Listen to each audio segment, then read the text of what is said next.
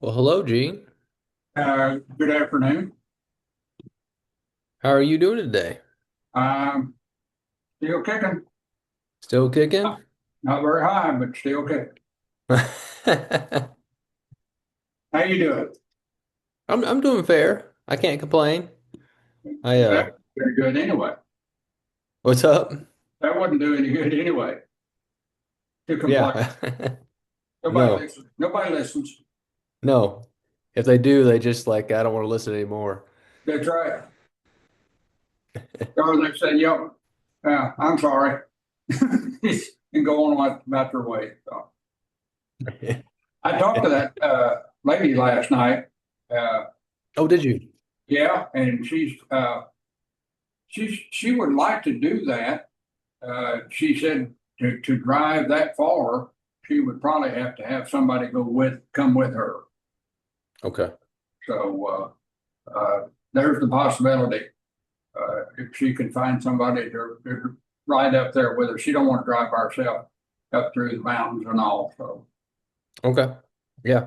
Because like I said, I know Veronica Wine, she she does a lot of that planning and stuff, yeah, and she'll do whatever they need to bring someone in, and we'll pay for gas and all that other stuff too.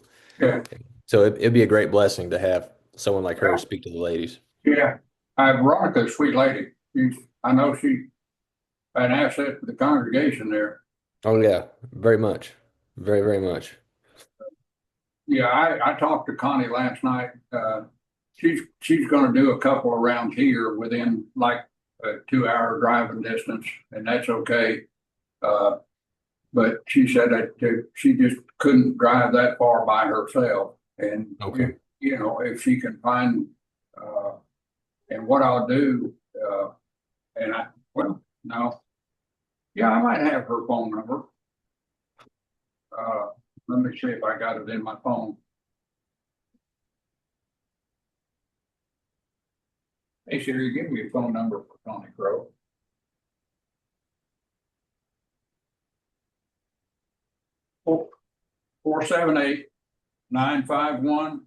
478-951-3613. 6313 Uh, 3613. 3613. Okay, I'm gonna read it all back to you. 478-951-3613. Yeah, and her name is Connie Crow. Connie Crow, like Crowe. E. Okay. Yeah. We'll reach out to her. How She how does a how old is fantastic she? job. But How old is she? she's, oh my, she's probably in her 60s. Okay. Uh, Okay. she's still working. She uh, she had retired one time. She worked for another for a company, and a lot of it was working with young people. Okay. But she likes working with the ladies, and she, yeah, like I said, she does a good job of it. I've known her ever since she moved here. I knew her brother. Her brother and I were good friends before she ever moved down here. So, she would do a good job. It's emotional wellness for women.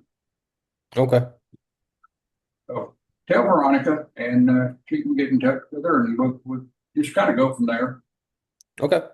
I know she won't come up there to the snow. She, it's cold enough down here. Not cold enough right now. It There's Gracia. She's out by the ocean somewhere. Palm Creek, Palm, I Palm Creek. wish. And Yes, with this there's cold like this. Emmanuel. How are Good you, sir? afternoon. Good to see you. Good to see you, sir. I was talking to Jeremiah about a lady that does ladies' days for us here in this area. She's a member of our congregation, and she does a ladies' uh, wellness. You know, I I don't know what it's about because they won't let me go. But anyway, but that might work out for her, and she might find somebody here that would be. She does it with another lady that's a member of the church in the area, not in immediate area, but close enough within driving distance of here. And she might talk her into coming. I don't Okay. know. So, but that's I talked to her and that was the only drawback is driving that far by herself. Okay. But, Understandable. okay, but, we'll are things going well with you, Emmanuel? Yes, by God's grace, everything is going well. I'm glad. How about you, Gracie? Everything okay? Yes, everything okay. I'm A little glad. busy with the class because I'm taking other class in college. So yes, so I'm study both. So Oh, okay. sometimes yes, I'm busy and also I'm working in the mornings. What are you taking in school in college? Psychology, What? psychology. Oh wow. Yeah. Yeah, I need a lot of that. Yes, so psychology with the Bible, so we can mix that and we can help to the brethren because I love that because that's we were talking about the lady that Jeremiah that does the ladies classes. She's a Christian psychologist. She has her master's degree in that, and uh, she stays busy. She yes, really, so that is my goal also in the future. I want to do like Christian psychology. That's why I'm taking both. that's great. Yes. Yeah. Good. Well, she does. She's taken classes through the school. When it started out just the school of preaching, and she took a lot of the classes when we had it here, and uh, well, she took about every class we had. So, but good for you. Good for you. Thank you, brother. You're my lead us in a prayer, and we'll get started. Okay. Well, let's pray. Gracious God, we're thankful for another day. We're thankful for your word that's been preserved throughout time. And we just pray, Lord, that we humble ourselves every time we read it, and we be slow to speak, slow to wrath, and at the same time, Lord, we be quick to hear what it says. And we just pray now, Lord, as we go out through our daily walk in life, that people will see that we're transformed by your word, and they'll know that we're Christians by our love and by our other actions that we have, and they'll want to know more about Christ. We pray for Brother Gene as he presents his class, help him remember the things that he studied, and we pray, Lord, that we could all be blessed from it. In Christ's name, amen. Man, thank you very much. Uh, we're in Deuteronomy 22. I don't know. Did anybody check the LMS? I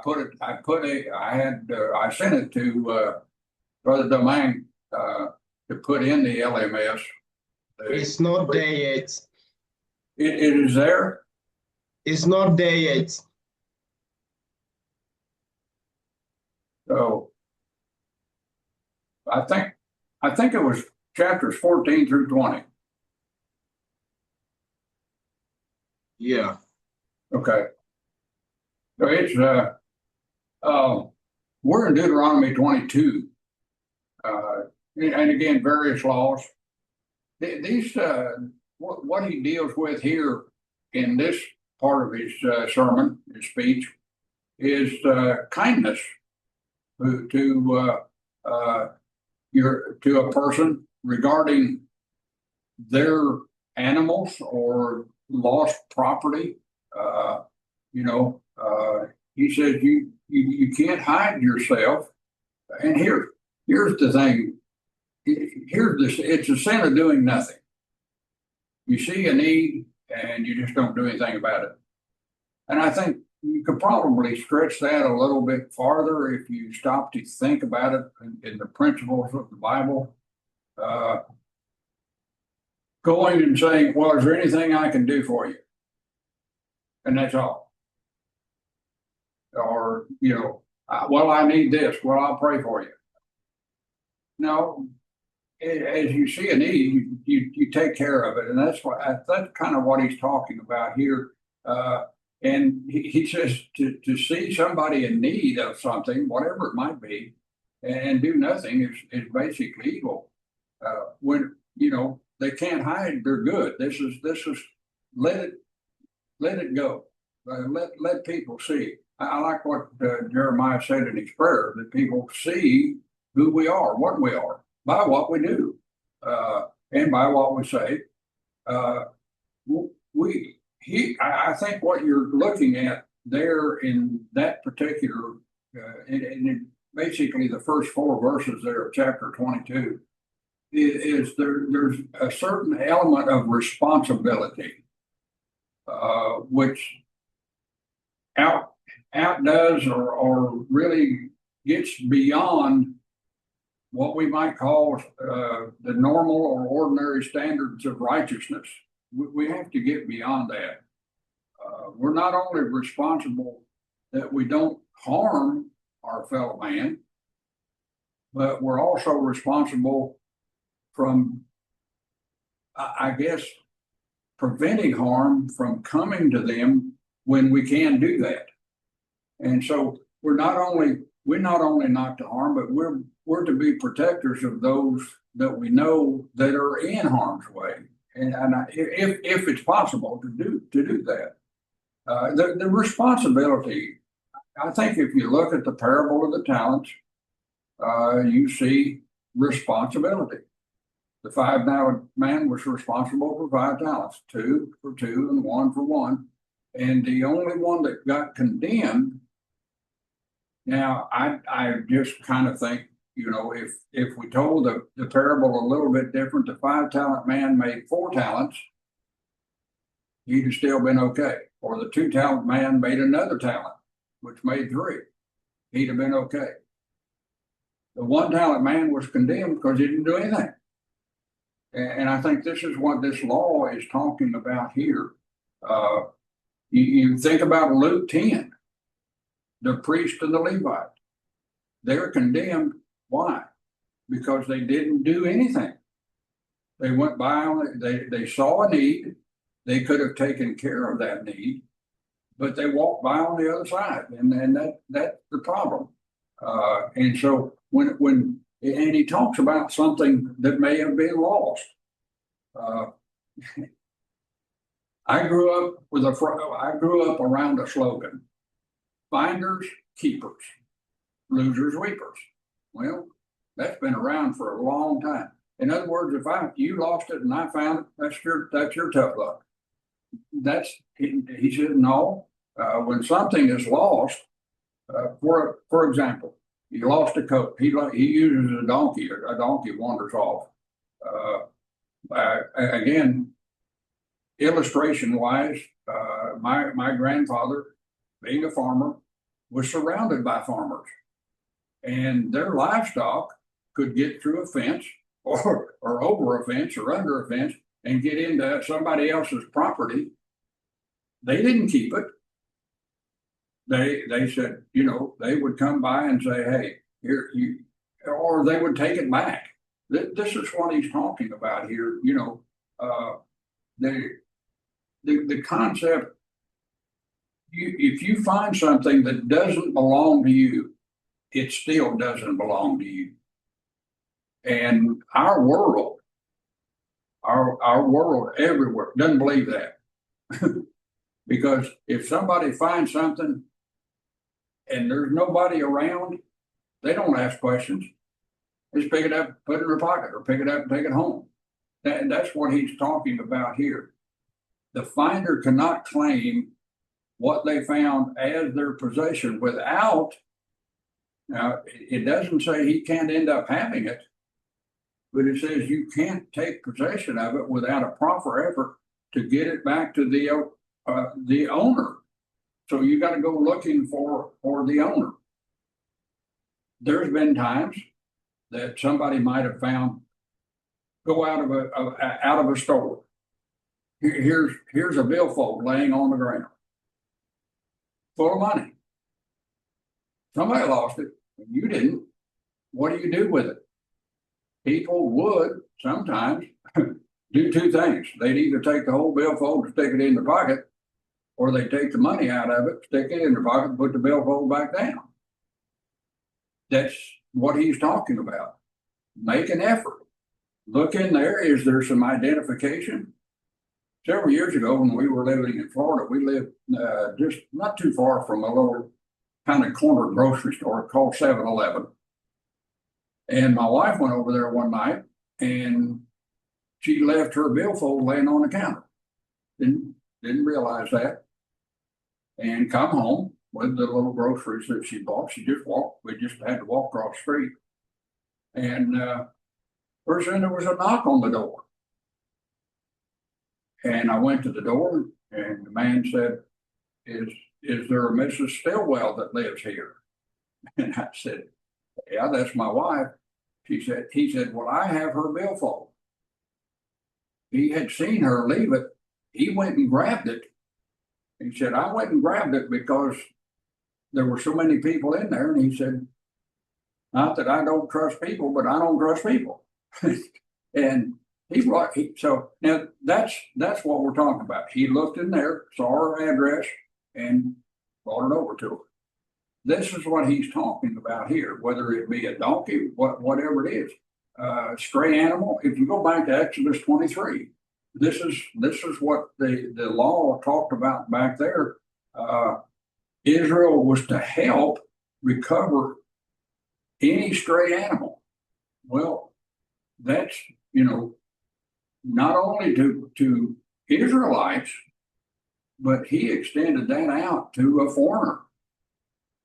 And I think this is this is what he's talking about there. And what if somebody's animal, well, donkey, work animal, oxen, whatever, fell into a ditch? You can't get that out by yourself. You're gonna need help, especially if it's an oxen, big old thing. But he said if you walk by and that person needs help getting that animal out of that ditch, again, don't hide yourself from it. It's a sin. In other words, don't just do nothing. And is there not a law that says you shall love your neighbor as yourself? Well, if that's what it is. If your donkey or your work animal or something was in a ditch, and would you not want somebody to stop and help you? Several years ago in Virginia, matter of fact, big snowstorm came in early on Sunday morning. The roads were fairly clear, so we were having services.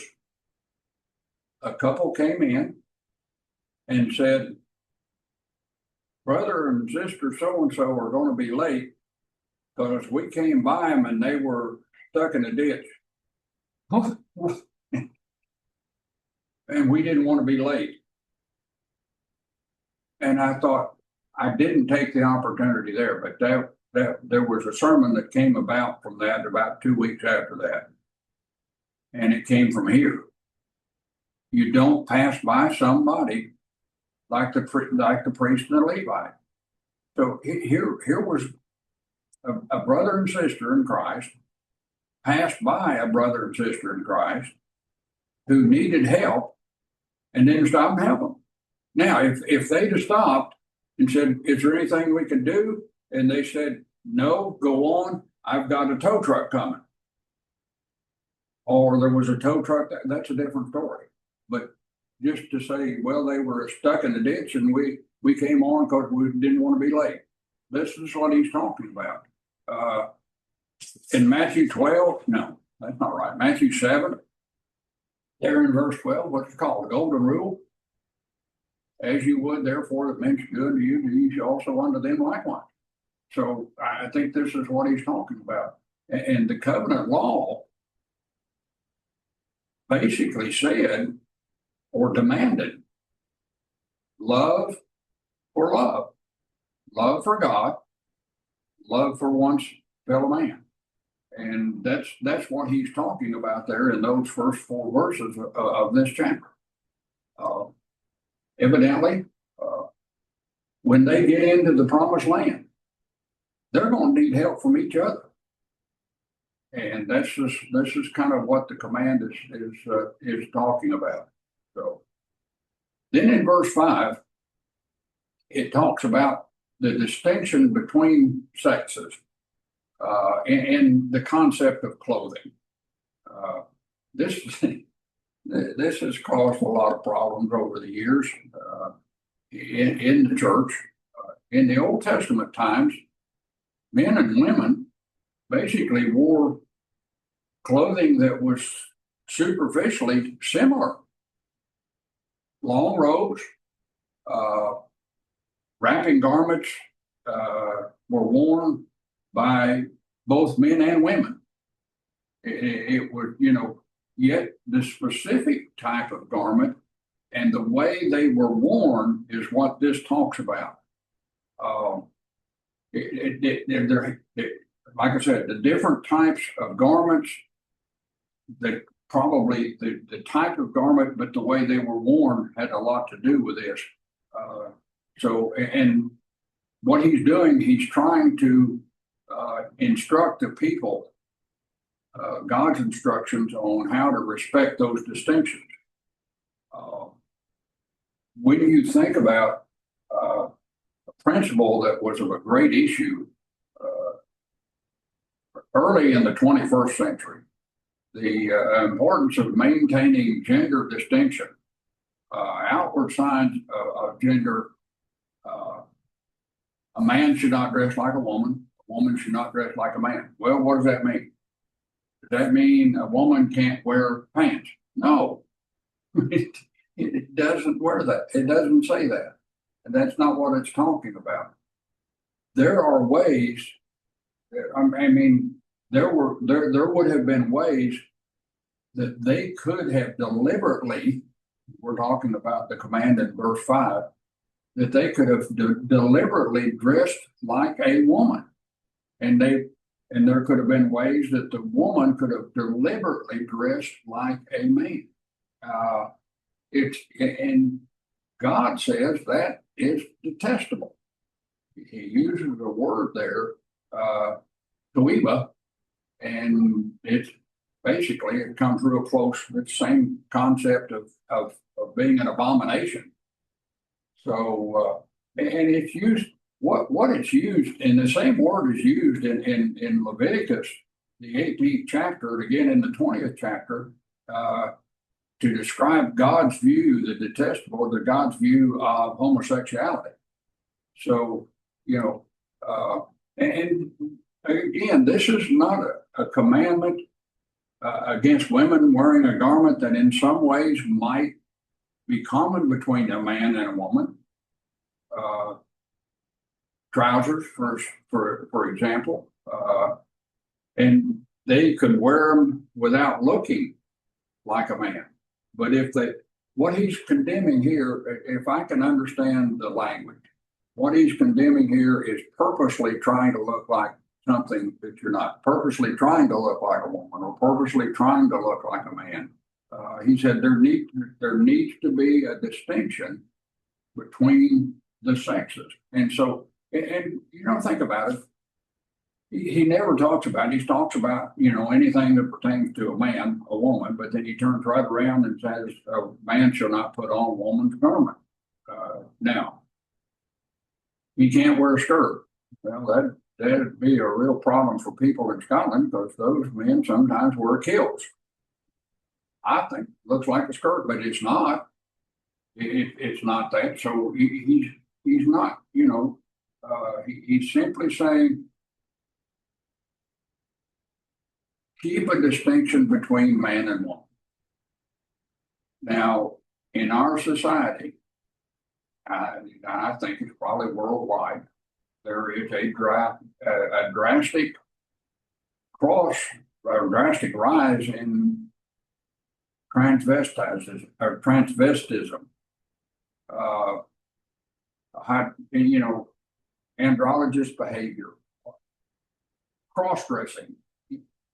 And I think we're not under the law, but I think the principle in the New Testament is still the same as the principle in the Old Testament, is the fact that there should not be a deliberate, I guess, a deliberate attempt to be what you are not. And that would cover a lot of bases, which we could probably spend a lot of time on that, but it would cover a lot of different bases as far as that. And he says if you do it, again, there's the concept that if you do it, it is an abomination to your God. So this was not only because of the distinction, also because it was a feature of pagan idolatrous worship in the ancient world. That's what they're going to run into when they get into Canaan, and the cultural price it would pay that was paid when they get in there and they see all of this going on. Again, you're looking at examples, and examples are powerful. So I think this is what has that's why he gives the command about the cross-dressing concept there. Go ahead, Jeremiah. Um, so and I'm assuming this is, I guess I'm thinking of humor right now.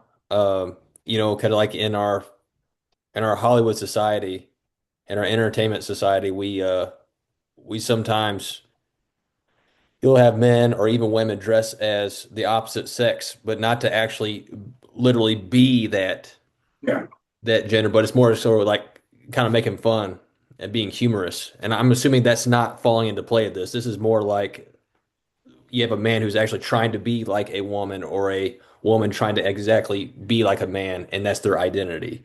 absolutely, Okay. absolutely. Yeah, because I mean, again,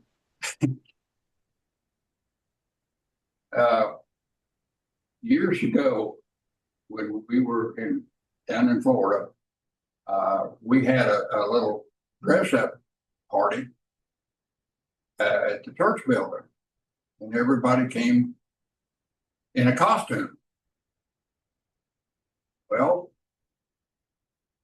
one man,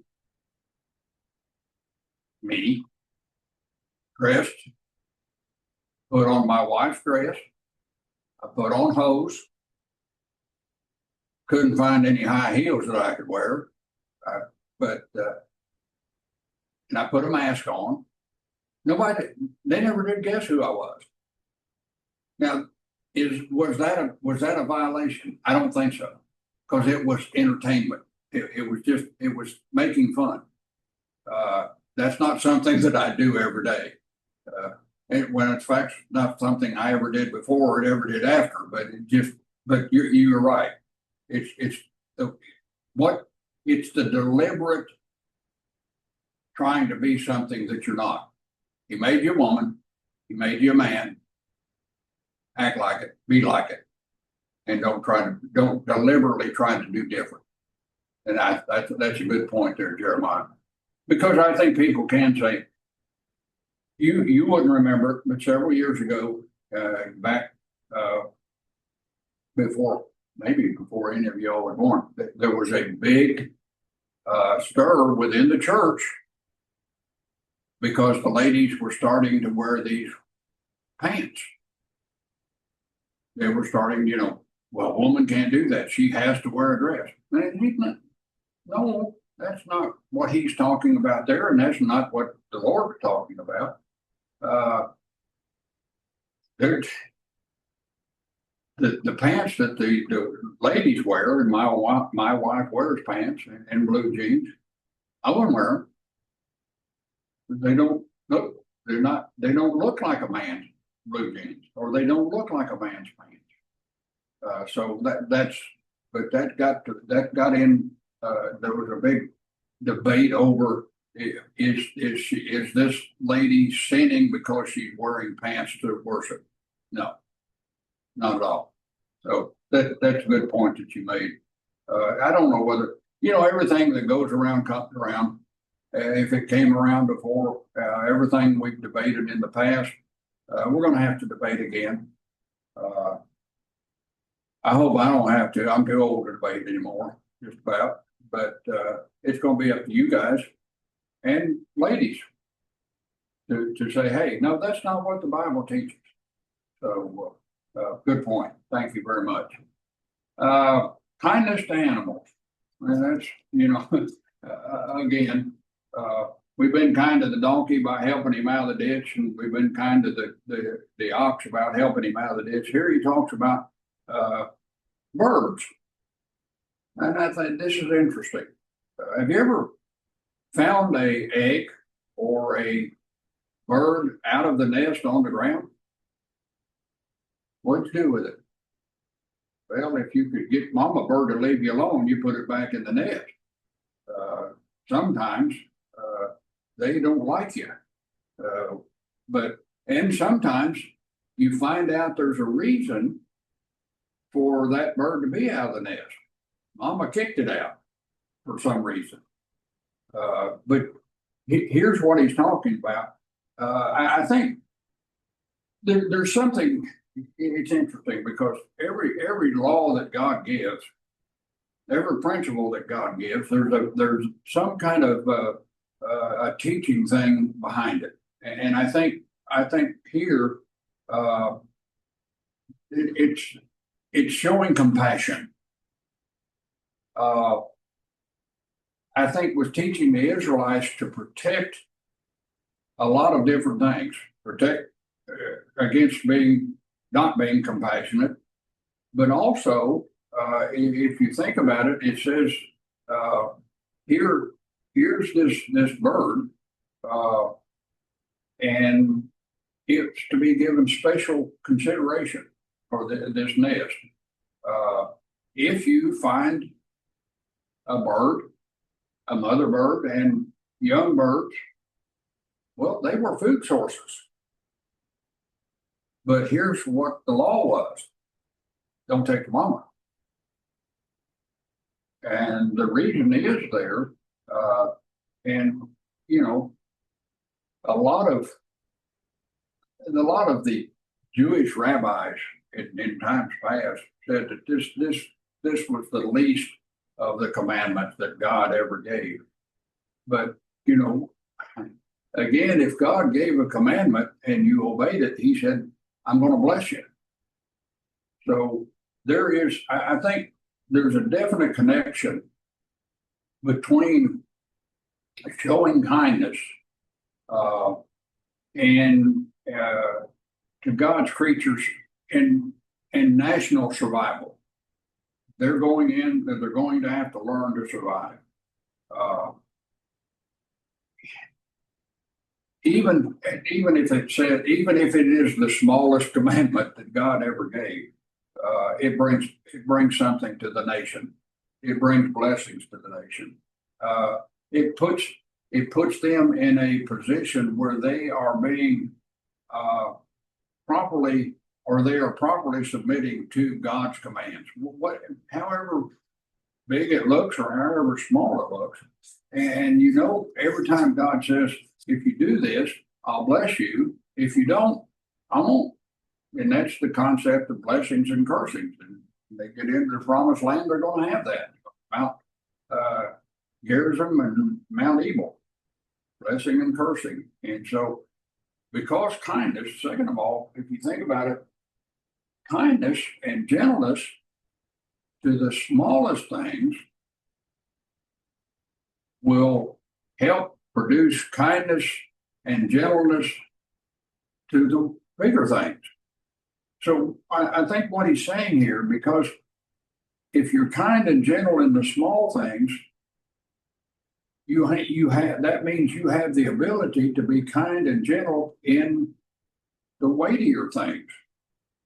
If someone is cruel to an animal, and just for example, if somebody is cruel to an animal, not only is that a sin, but those who show such cruelty are more likely to be cruel to people. If Israel allowed such cruelty to be part of their lifestyle or their society, it's going to harm the nation. And I think this is what he's talking about. And I don't believe that's changed. You think about it, and you've probably met people that were cruel to animals. I have. And knowing them, they were kind of cruel to their fellow man too. I'm not saying they went around beating them up, but they weren't kind and gentle. And I think this is what he's trying to show Israel when they get in there, because the Canaanites weren't that way. Again, everything that he's talking about is going to be something that they're going to run into that is totally opposite of what he's talking about. There was not a whole lot of kindness and gentleness as far as the Canaanites were concerned. So this is one of the things that he talks about, even to the smallest of creatures, a bird.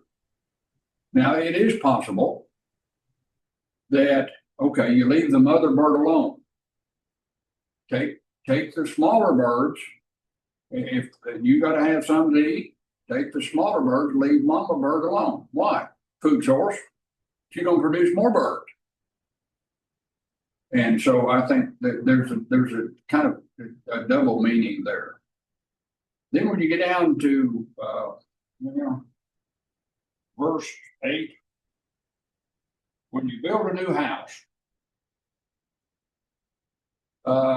here's God's liability insurance. When if you have a house here in my house, I have to have liability insurance on that house, because if somebody gets hurt on my property or gets hurt at my house, I'm liable for it. And God understood that even back then. He said, so when you get into the land, you need to build a parapet, basically a battlement. It had the concept of a railing. Okay, the the Hebrew word there meant a holding back. So if in your house, the houses had basically flat roofs. Where was Peter when God appeared to him and said, "Rise and eat"? On a rooftop. So they used the rooftop, and that's the way the Canaanites sometimes built their houses, and they're going to be houses. And they were basically used for various purposes. So without some kind of restraining wall, somebody walking around on the roof could fall off and be hurt, or even die. And I'm trying to think.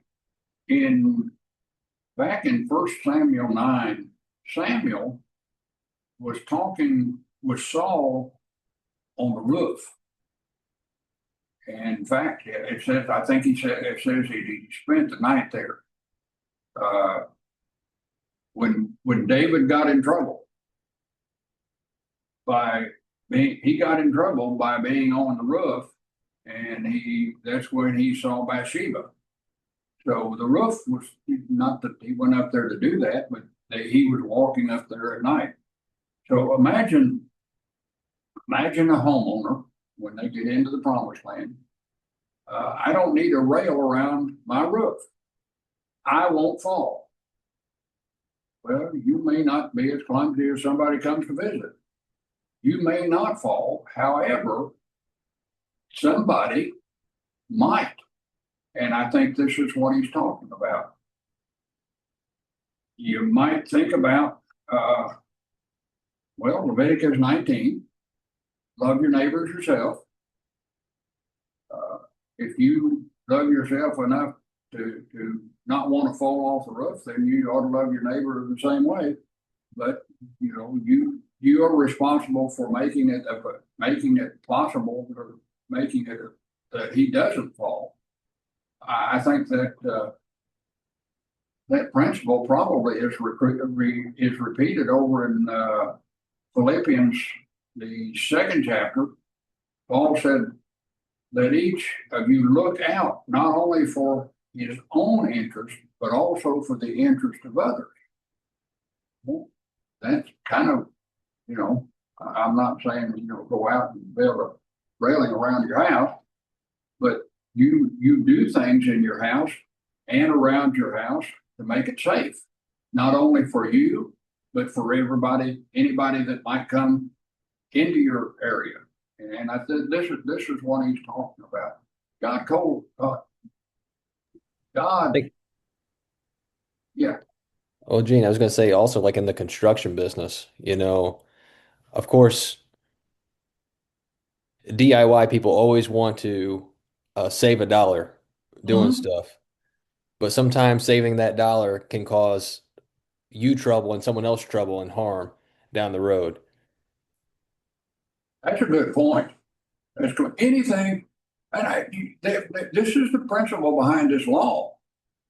Anything that could possibly harm a fellow man, you're responsible for. That's liability. And I think that's the I like that idea. Yeah, the DIY. They do cut corners, and it could harm somebody. So if we're going to do it, well, I was raised by parents and grandparents who said if you're going to do it right the first time. Then you don't have to go back and do it again. So I think this may be what he's talking about here. And here it is. All right. God holds life to be very valuable. We understand that. Okay. And that, as he would, not only forbids us to murder or kill by malice, but he does also not allow us to kill by negligence. And if we are negligent, and that would be what you were talking about there, if it was negligent, then we're still responsible. Well, I should have done it, but I didn't do it. I wasn't worried that much about it. I think if trying to think, I think it's back in numbers 35. Let me look at something. It was interesting.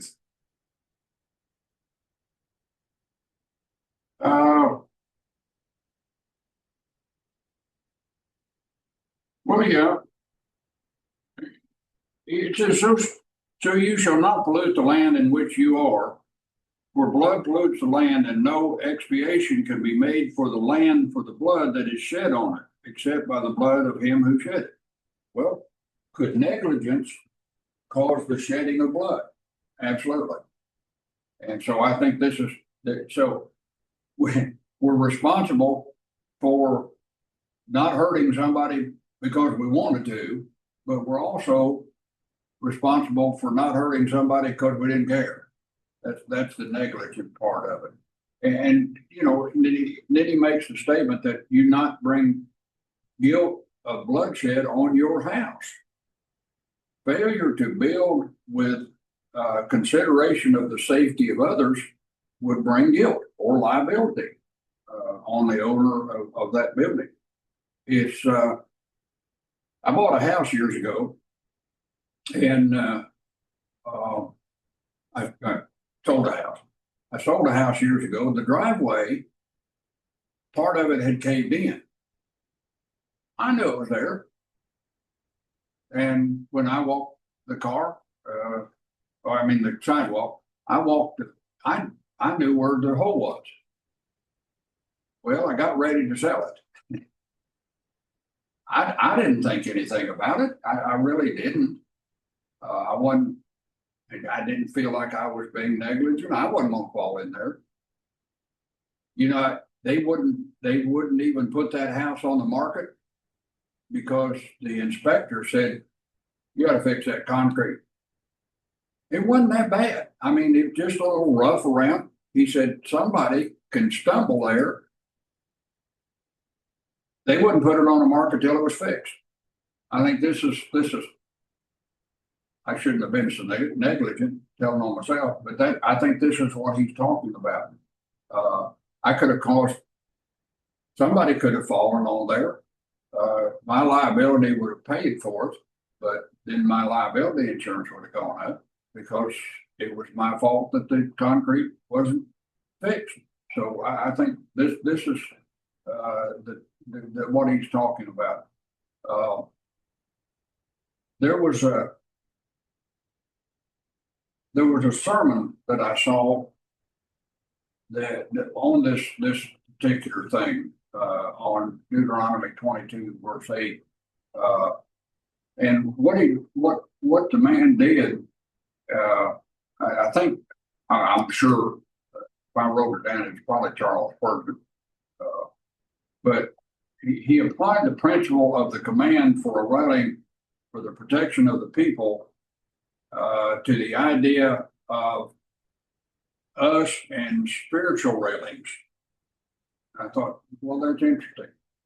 He said many people regarding sin,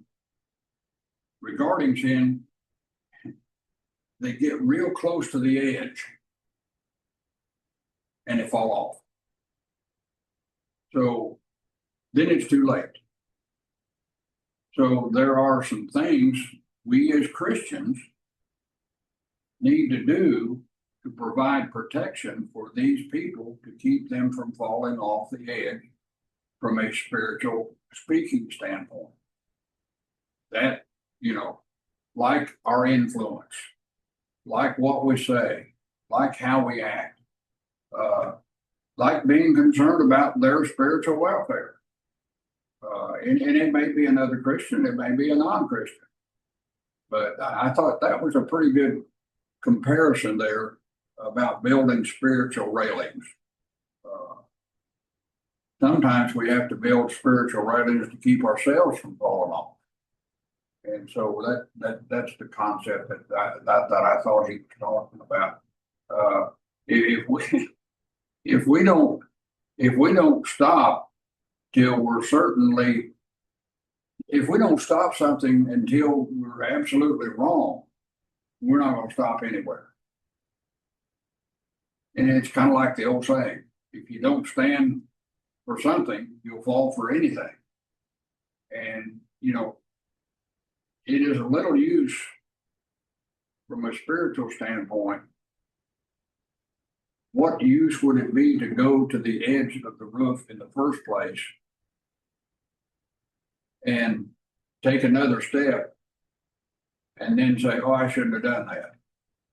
Or we see somebody go to the edge of the roof and see them get ready to take another step, and we don't say anything until they made that step and then say, oh, stop.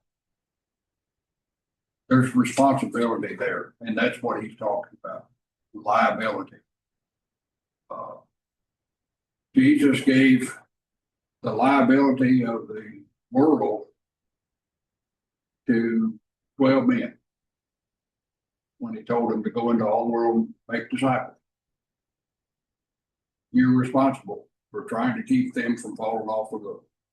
Now, if they're just stubborn enough that they're going to run and jump off the roof, there's nothing you can do about that.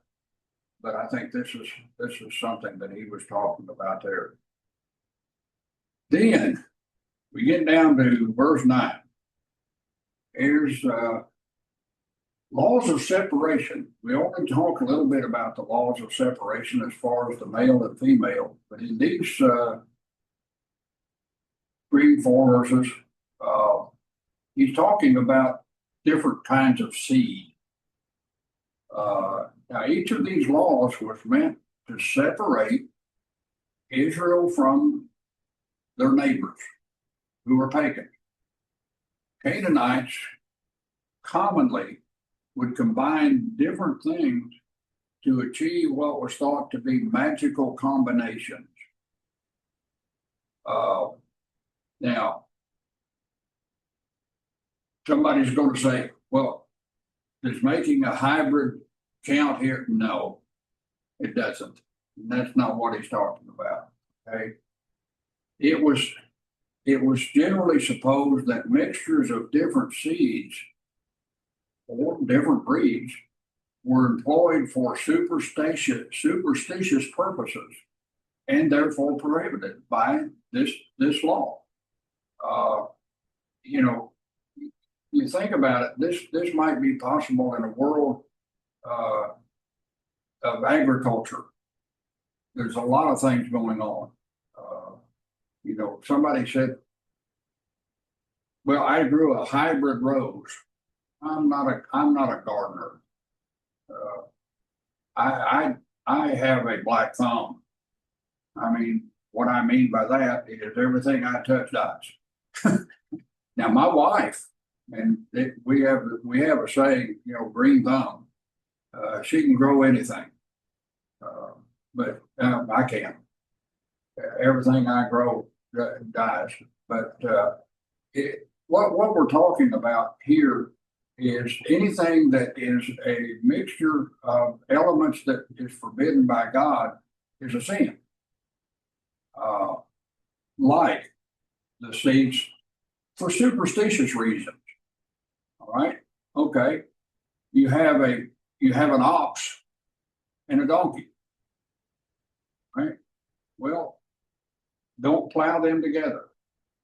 According to the principle, going back to Canaan or the Canaanites, there was some powerful magical power in combining different things. And, you know, they constantly combined things that were of contrast. Certain Egyptian practices were brought into Canaan, not by the Israelites, but they got there. They would combine different kinds of seed in a vineyard. They would plow a field with an ox and a donkey. Israel would have a problem with that because of the concept of clean and unclean. An ox is a clean animal, the donkey is an unclean animal. They might wear a garment of wool and linen mixed together. And it was, God is commanding, don't do these things. It wasn't so much for the sake of the combination themselves, but so Israel didn't imitate the pagans. The occult customs that they had, and that's what the combinations were all about. And there's probably, and you could probably find a spiritual application of that principle. If you think about it, Paul said, you know, do not be unequally yoked together with unbelievers. Well, there's been a lot of people try to apply that to the marriage situation. And that's not what he's talking about, because we see also Paul in Corinthians talking about a Christian married to a non-Christian. So but you know, he's talking about fellowship with righteousness and unrighteousness, and light and darkness. They have nothing to do with each other. I think when you think about, and I looked there were so many different explanations why you couldn't plow an ox with an ass or a donkey, and one of them said because the donkey had bad breath, because he'd eat salt briars, and that just, but no. Number one, their gaits would be different. Number two, the ox is stronger than the donkey, and so that's not going to work. You had to pair them up. In our country, and my grandfather, when he first started farming, long time before I was born, he had a pair of, he talked about it. He had a pair of oxen. And he said, I had a pair of matched oxen. And I said, what do you mean by matched? He said, they had the same gait, they had the same, they were the same height, everything was the same. And then he bought a set of work horses, kind of like the Clydesdales, but they were white draft horses, and they were the same height, same build, everything. Why? He said, because if you get them different, one's working harder than the other one, and you really don't get anything done. Well, you think about that. We as Christians are basically commanded to work as a unit. Nothing gets accomplished if one's pulling and one isn't. And I think that's what he's talking about in that particular concept, right? Tassels.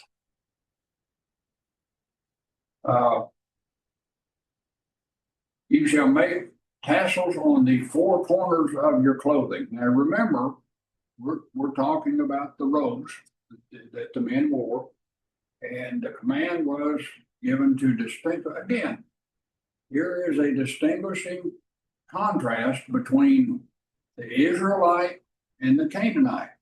Did the Canaanite wear robes? Yeah. Did the Israelites wear robes? Yeah. Were they possibly of the same material? Yes. Were they possibly the same length? Yes. It probably could look exactly alike. Maybe they all went to the same Walmart. I don't know. The point is, they had to be different. I'll go back to what Jeremiah said in his prayer. Let us show that we are different by what we do and what we say. Well, here's part of that for the Israelites. It was to distinguish the Israelite from the Canaanite and the other foreigner, the other pagan neighbors that they're going to run into. And they could recognize he is an Israelite because of what he had on. Well, I think there might be a symbolic meaning given to these tassels in Numbers, the 15th chapter, namely that they are a reminder to the Israelite to keep God's laws. You're an Israelite. You're under God's command, and you need to, they look at the tassels and be reminded of their obligations.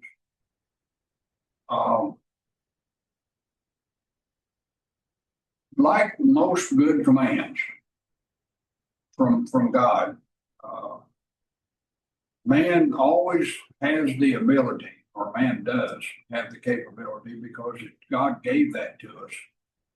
Man has the capability to twist it or corrupt it, and that's what happened. But you get over into the New Testament, like the phylacteries and like the tassels and what they did. Jesus condemned the Pharisees, saying they enlarged the borders of their garments. Instead of having tassels on each corner, they put them everywhere. And he said, you're doing that so people think you're more spiritual than anybody else.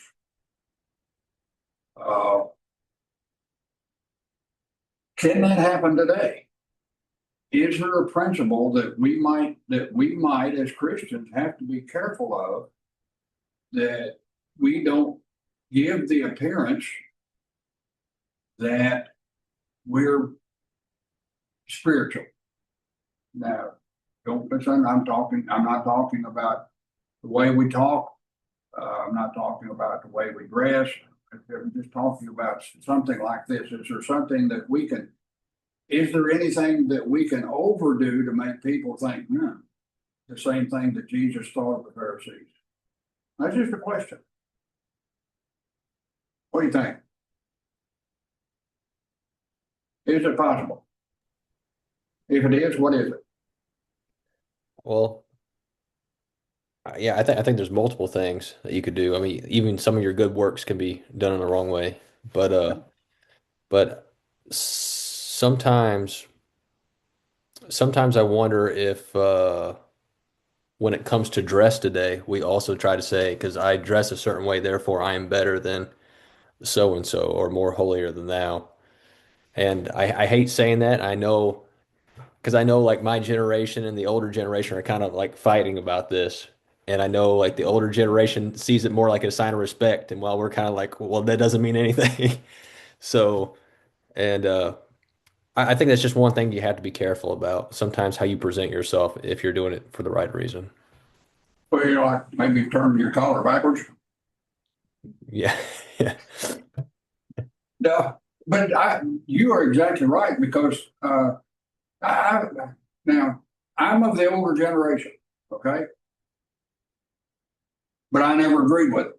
That was the problem, and I stayed in trouble. Most of my preaching career, I stayed in trouble because I don't believe that God he looks at it. I don't believe he looks at me and says, "I'm not going to accept your worship because you don't have a tie and a coat on. I'm not going to let you get in the pulpit because you don't have a tie and a coat on." Now, if that's what you're comfortable in and that's what you're used to, okay, great. More power to you. I love the way it looks. However, don't don't tell me. And again, it's binding where it's not to be bound, or loosing where it's not to be loosed.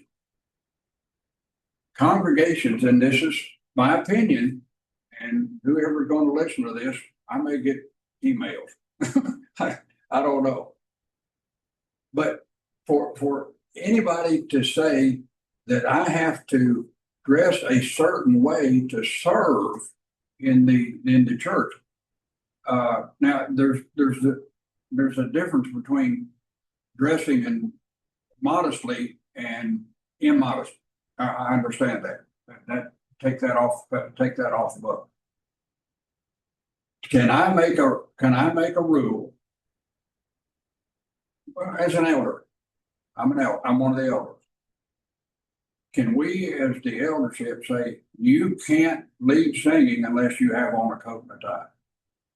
You can't serve the Lord's table unless you have on a coat and tie. I don't think God gave me that right to do. I don't care what it is.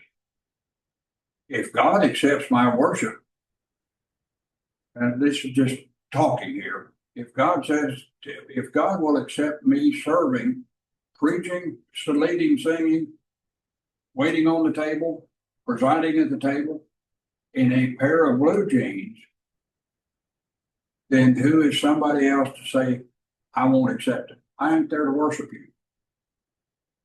I've got off, I'm preaching now. Sorry. But I agree with you. I think we have to be really, really careful.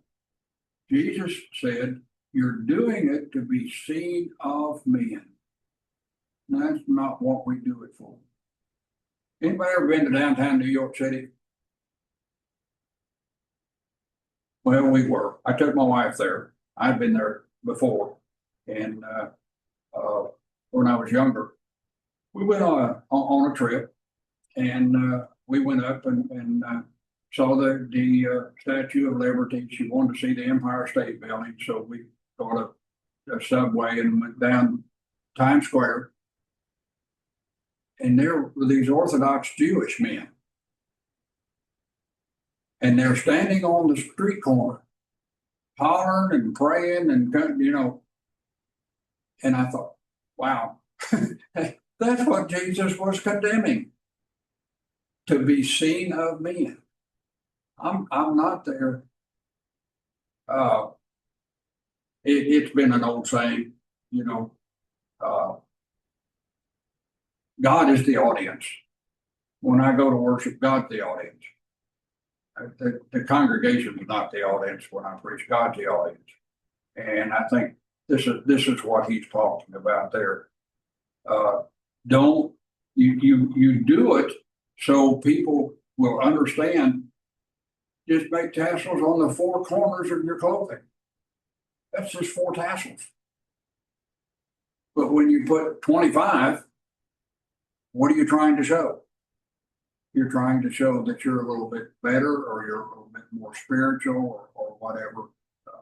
And I think this is what he's talking about there. Sorry, I got off on the preaching concept. It's the garment there, and this is what it's used because it talks about garment of the Israelite and the garment of the Canaanite. It's the same word. It refers to a cloth that is wrapped around. So he said that's just uh,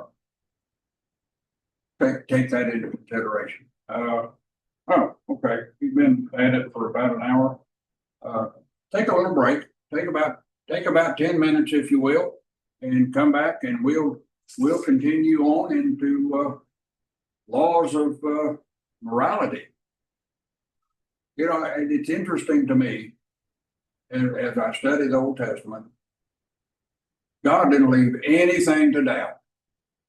Well, when you bring it over into the New Testament, He didn't leave anything to doubt there either. And I think we lose sight of that sometimes. But the Old Testament, God said, this is going to happen. Well, it won't happen. Well, it will.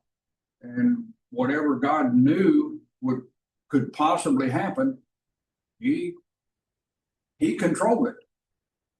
He didn't necessarily condemn everything, but a lot of things He said it's going to happen, and I'm not going to condemn it, but I'm going to control it. So that's what we're looking at when we look at these various laws. Take a break and come back, and we'll continue on starting there in verse 13. All right.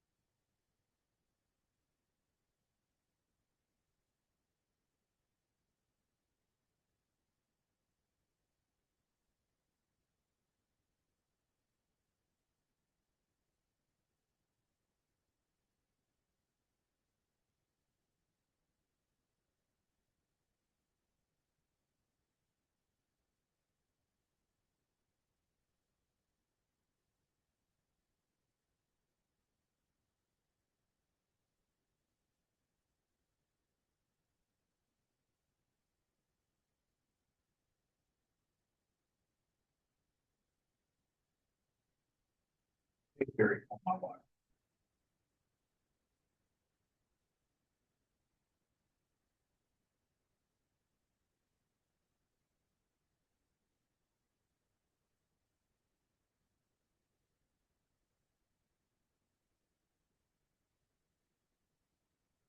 Take it back. 3:12.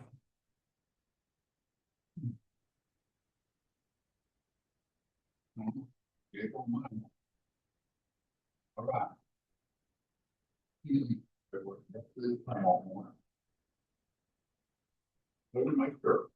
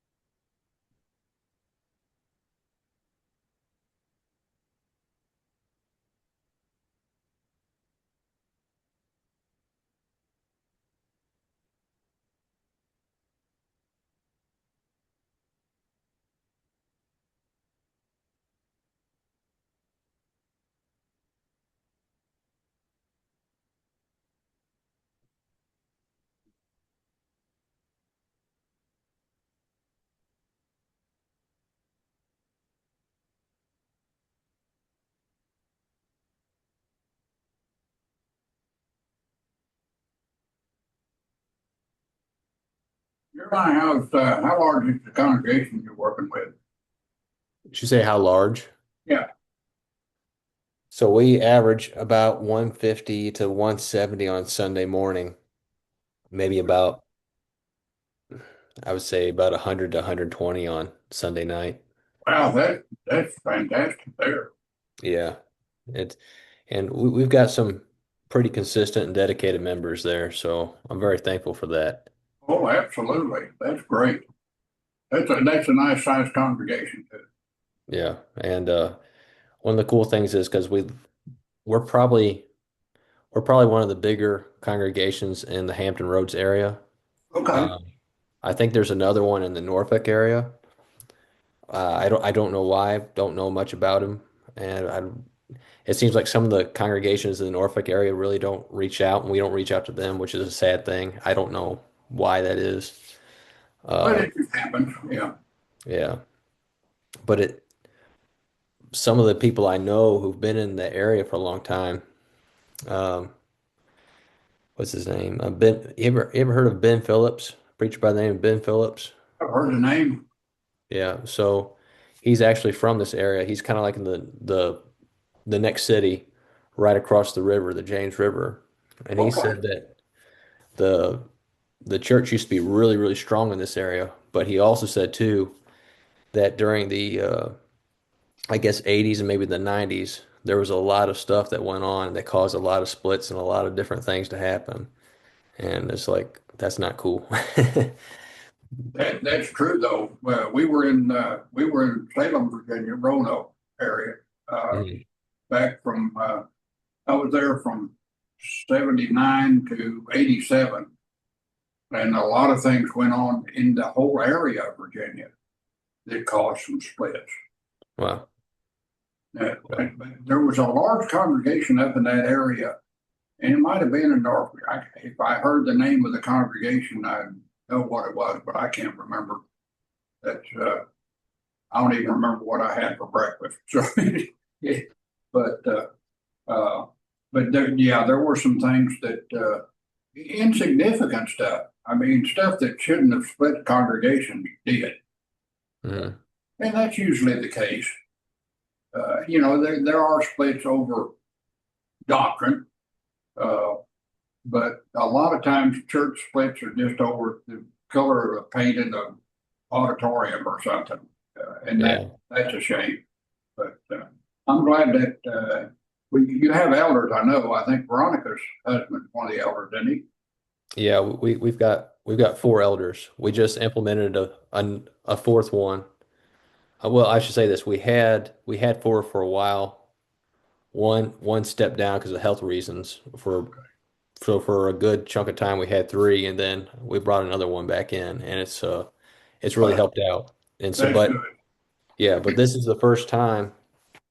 This year is the first time in the congregation's history that we've had two full-time ministers. So this is something new for us, and so far it's working out really good, really That's good. yeah. Uh, I wasn't used to that. When I first started, it was a little small congregation that had about 25. Then I went to Virginia, and the congregation there was well, we got it up to about 200, Mm, uh, and still only had one. It was just me. Uh, then I went to Florida, back to a smaller congregation. When I came to Virginia, uh, this congregation was when I first came here was 400. oh Well, wow. it was like 360, 370. We got it up to over 400, and we had a youth minister and I, I don't know what he was my associate, but he didn't preach. He didn't really want to preach that much, but he loved to visit, and so I don't know whether you call him a visiting man preacher or not, but it worked out real well for three of us. Mhm. And I think now they still they just hired a brand new minister. Zachary, uh, and he's a real young man. He's 23. The guy that was here before, his father and I worked together, and in fact, we were at Freed Hardeman together. Then we worked together at the Florida School of Preaching. He was the director for a while.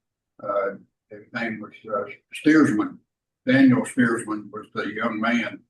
I knew him when he was just a kid. Yeah. He went up to in Bear Valley. I think Bear Valley is the one he went to up in Colorado, in Yeah. Denver. Yeah, he went up there and took the job as one of the instructors. Oh, cool. Yeah, I didn't know that. I know the name.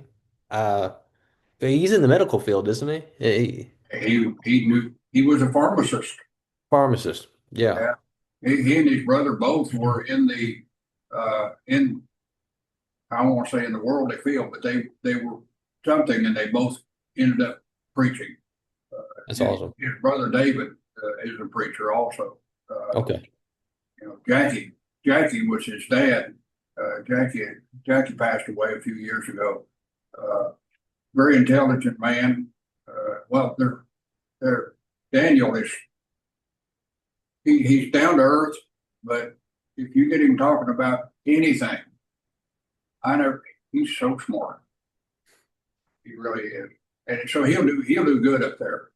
He really will. I saw his wife here. In fact, she flew back down here to go to the ladies' thing that we had at the church building last weekend. And Oh, I saw wow. her when I went to pick up my wife. And I said, "How's Daniel doing?" She said, "Well, he's trying to get used to being in class every day because he teaches a class every day. So, but he'll do well. He's got a lot of knowledge." So, anyway, I don't know. We've lost Gracia and Emmanuel. And Nathan didn't come on, and Christopher didn't come on today. So I'm going to have to talk to Nathan, see what's going on. I know that last week, uh, one day he was loading, and the next day he was unloading. He got Mhm. moved, he got moved to the congregation that he's going to be working with. And Good.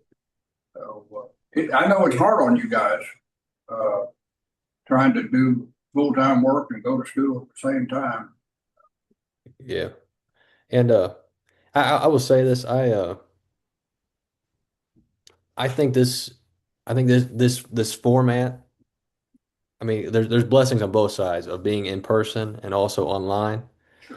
Uh, but I think there's some good to this because, and this is me just speaking my mind, and I think for the last couple of years, how we've done it is we've always sent people to get trained, and then we sent them out into the ministry field.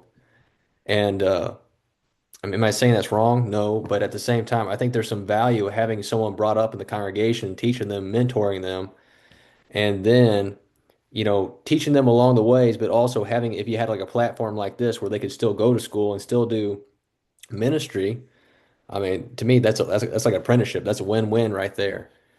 And I'm thankful for that.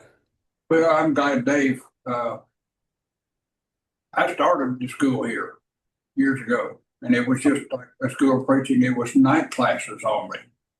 Oh, really? Uh, after well, I retired, and then of course my wife, after a few months, said somebody's got to go back to work. So I, I was, I don't want to say I was burnt out because I was still liking to preach and teach, but the full time work was just, it was working on me. Uh, so I went to work for the government. Uh, Everybody ought to work for the government once. Yeah. It's, you know, uh, and Dave Domingue took the school and he came up with this, and I think it's a great thing. I really do. Of course, I wasn't the whole, for 12 years, I wasn't able to because I was working full time out on the base. Still teaching the little congregation where I'm still working, but uh, I think it's a great format. I really do. Hmm. And I'm glad Dave got it started. we're going to go ahead and I guess Gracie and well, there he is. He came back. We're talking about you. Uh-oh. I got a call. Hang on just a minute.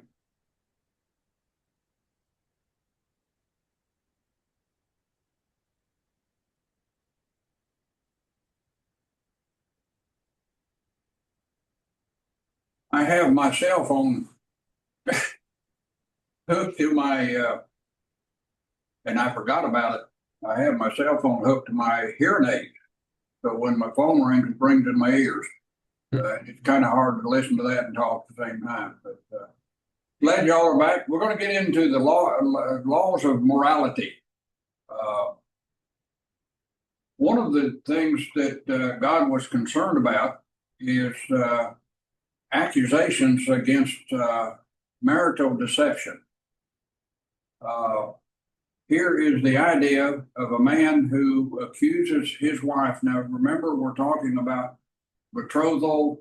It was like Mary and Joseph.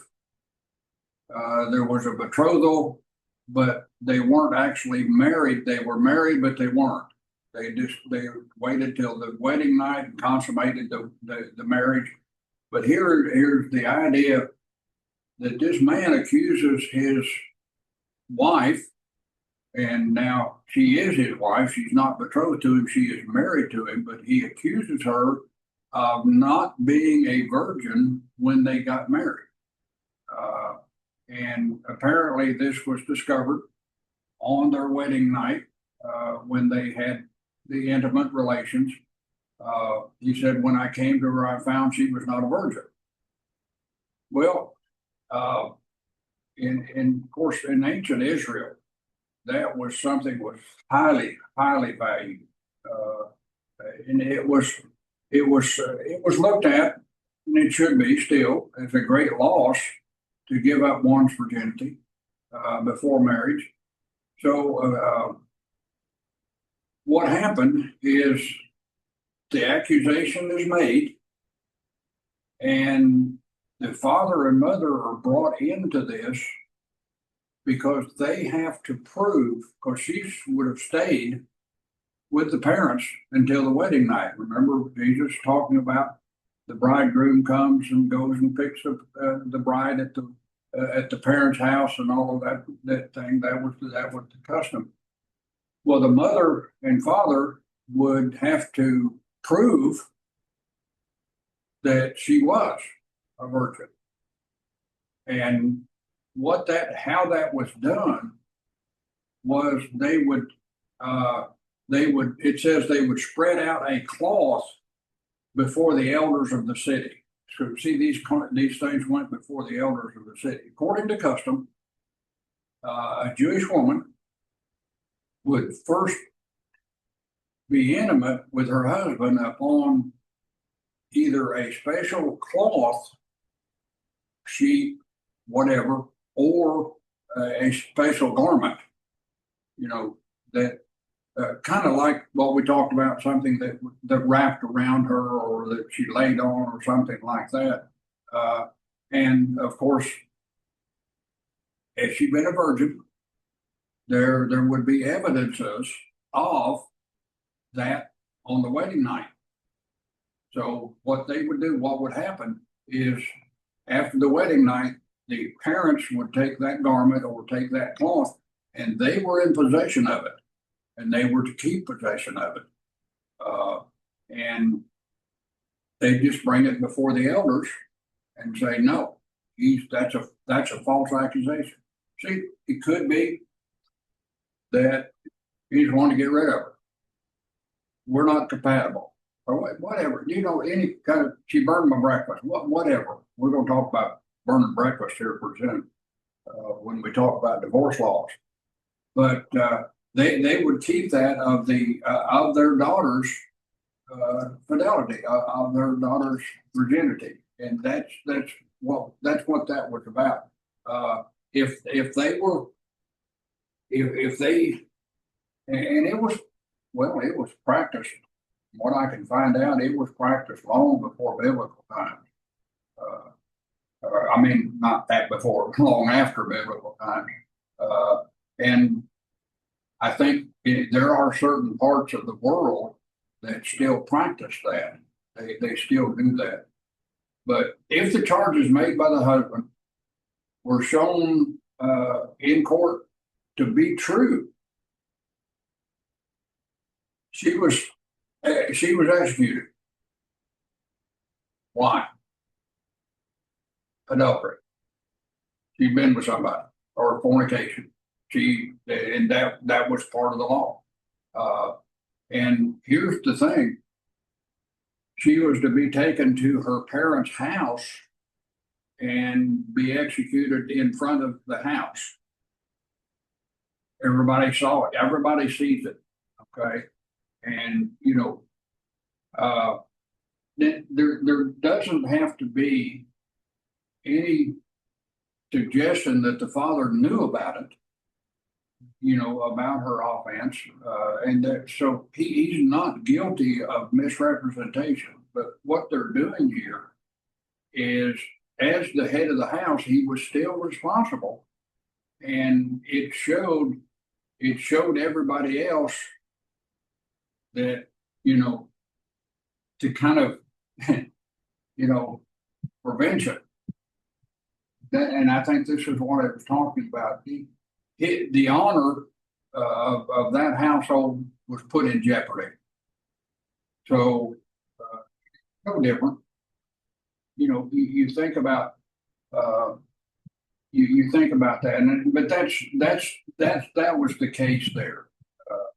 Now, if the parents produced the evidence, then the man was found to have made a false accusation. Now they didn't put him to death. It wasn't a capital crime, but he had to pay a fine, and he had to keep her as his wife. He could not get rid of her. That's kind of a poor use of words there, but he could not divorce her for that reason. And so what he had done is he had committed slander, basically, and which, if you look at Ezekiel 22, I think it's verse 9, says that's kind of like it's kind of a murder. I don't know whether you social murder, something. Anyway, it talks about that thing. But then what happened is the law protected her for him bringing that false accusation. So what he had to do, he had to pay 100 shekels. Now, that was a shekel, and of course it was a weight. We understand it was a weight of silver. It eventually became a coin, but at this time it was just a weight, 1 shekel, and it was probably worth, in our money, not counting inflation. Now I don't know what it'd be worth. We're probably talking about anywhere from 30 to $50, $50, but probably about $8 to $12. So say we take the low figure, you got $800, or the high figure, $1,200 for telling a lie. That's pretty steep. But that was the strong penalty that was against her, and he had no right. He couldn't put her away, and he could never put her away for anything. It didn't make any difference what she did from then on. He could not. He had no future right to divorce his wife. And again, you think about that. God says that that's going to happen. Humans are humans.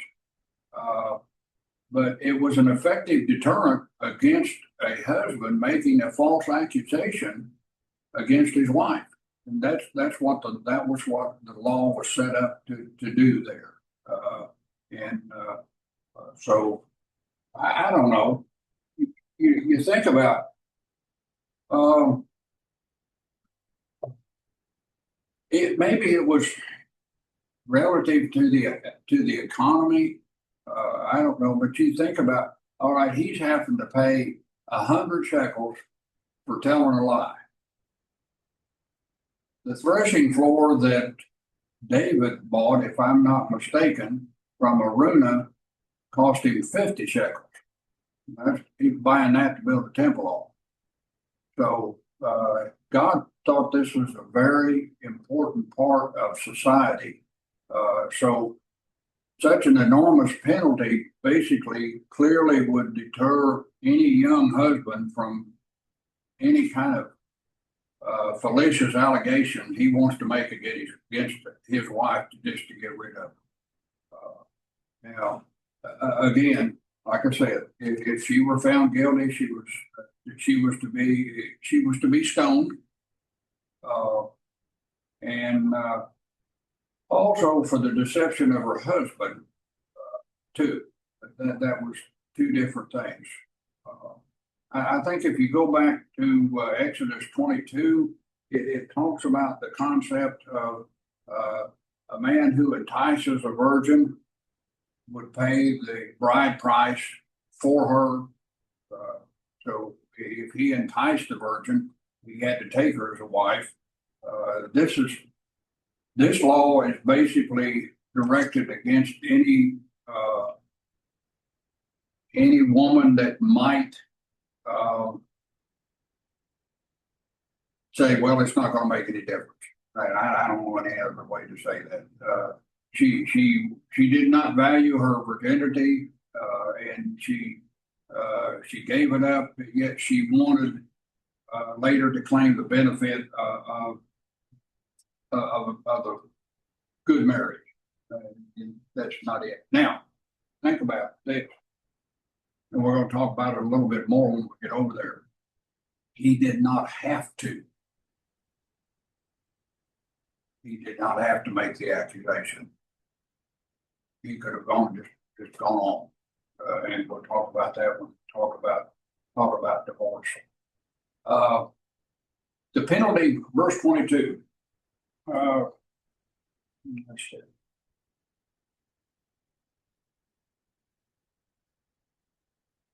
If a man is found laying with a married woman, adultery, penalty for adultery. An Israelite who would be unfaithful to his or her partner would also, and I think this is what the law has to do.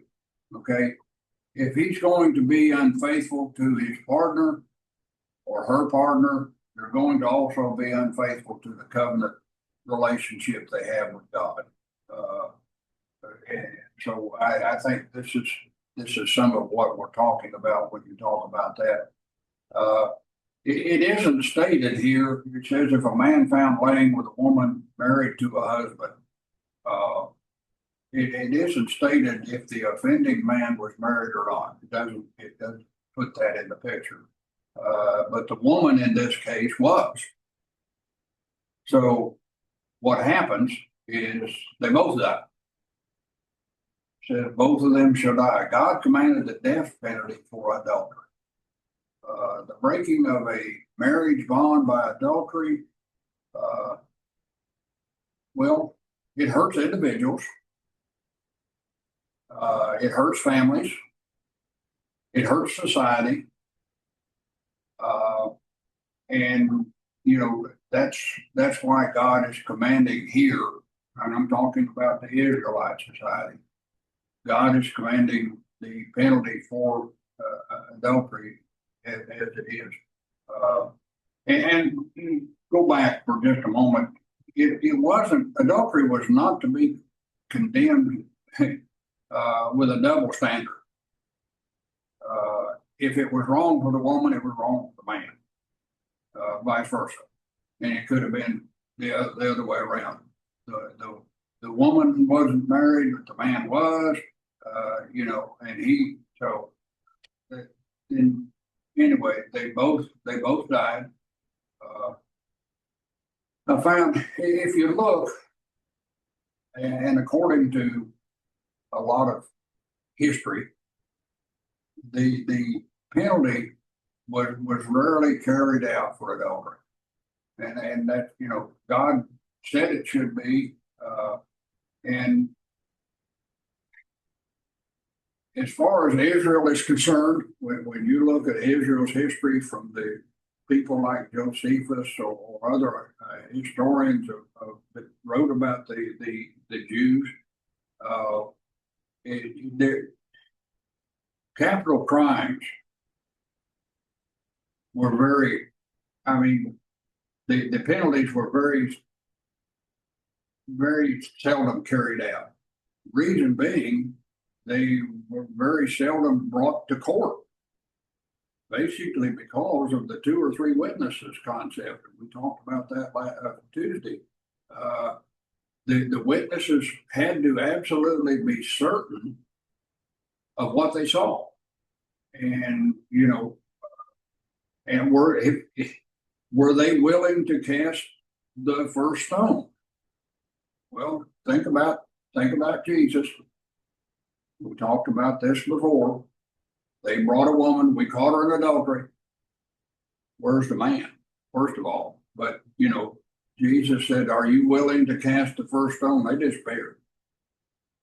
So Jesus not being a witness to it, and somebody else that could have backed him up on it, he said, "I can't condemn you."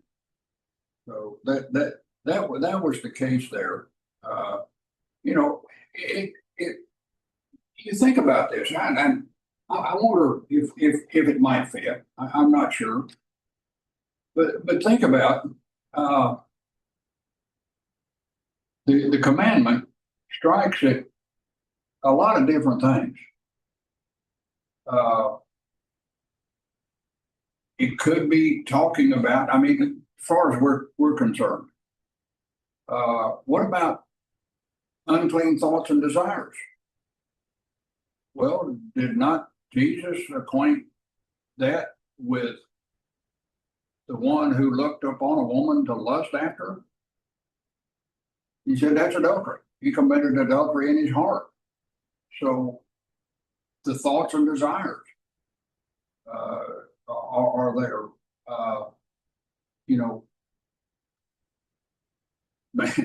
Maybe he called it the adultery of the eye. I don't know, but that how about the tongue? Could there be adultery of the tongue? Paul said, "Put away all filthy communication." I don't know. A lot of these things come into principles when we get into the New Testament. Have we, if we talk, the Bible talks a lot about the tongue, the promoting of different things that are a violation of our relationship with God. So there's a lot of things that could be involved there. And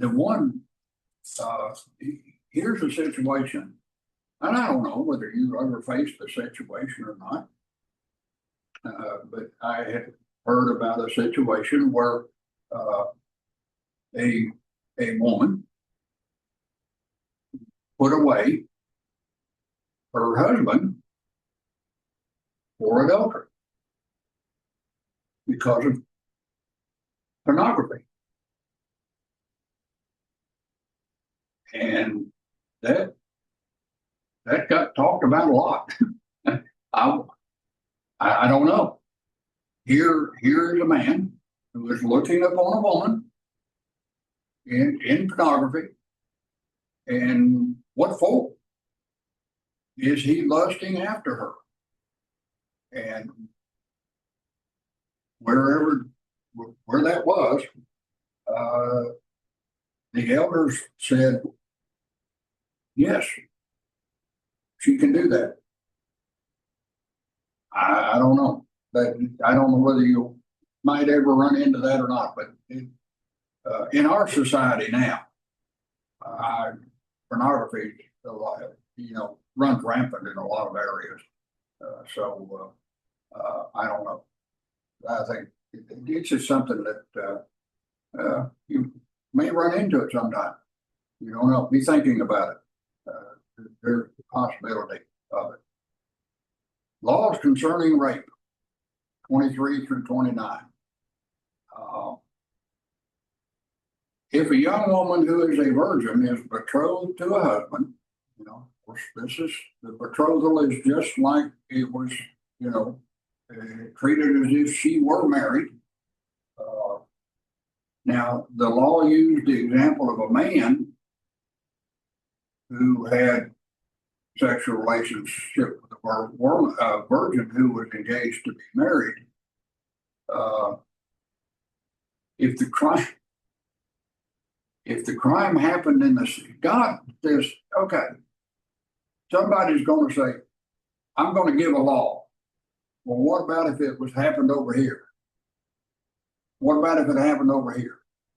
So God says, okay, if it happened in the city and no one immediately heard the woman cry out for help to stop the man, they both died. Why? Well, adultery. She cannot prove that he raped her. She can't prove that. So if the woman had cried for help, then this is basically what God's saying there. If a woman had cried for help, help would have come. Right?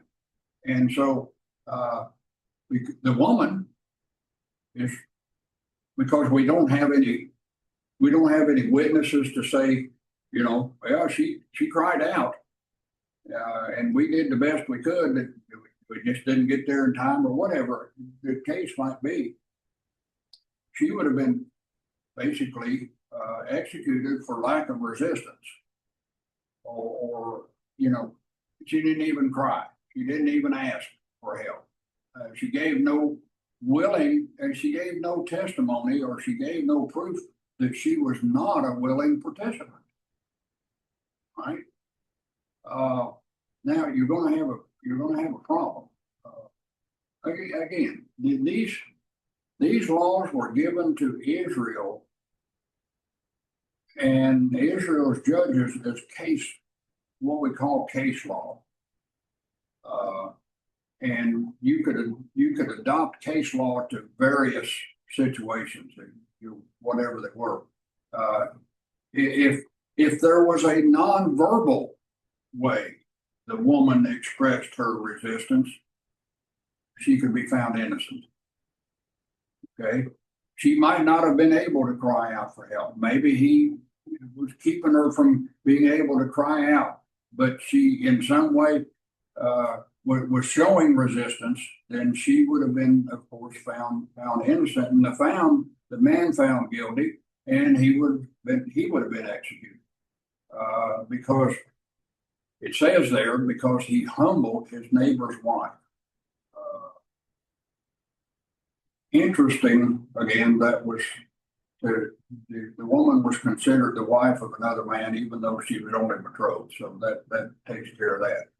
All right. Now, somebody's going to say, well, yeah, but what if it happens in the country? There's nobody out there out in the middle of the country, and there's nobody around. And how do we know whether she did or whether she didn't? Here's a man who had sexual relations with a virgin who was betrothed, yet it happened on the countryside in a remote place. Nobody could hear the woman's resistance. And, possibly she would have even been, she would have had less incentive to even cry out because there's nobody around to hear her in the first place.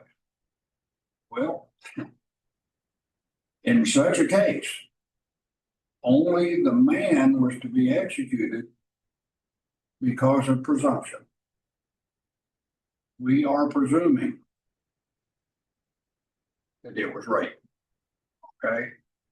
Significantly, the woman was not blamed.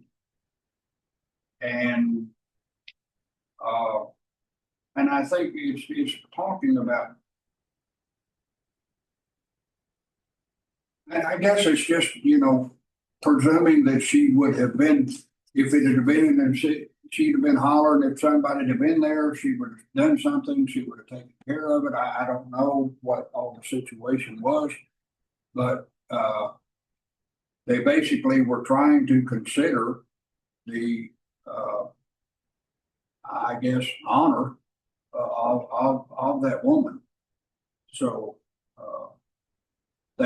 so in the countryside, he's the only one executed.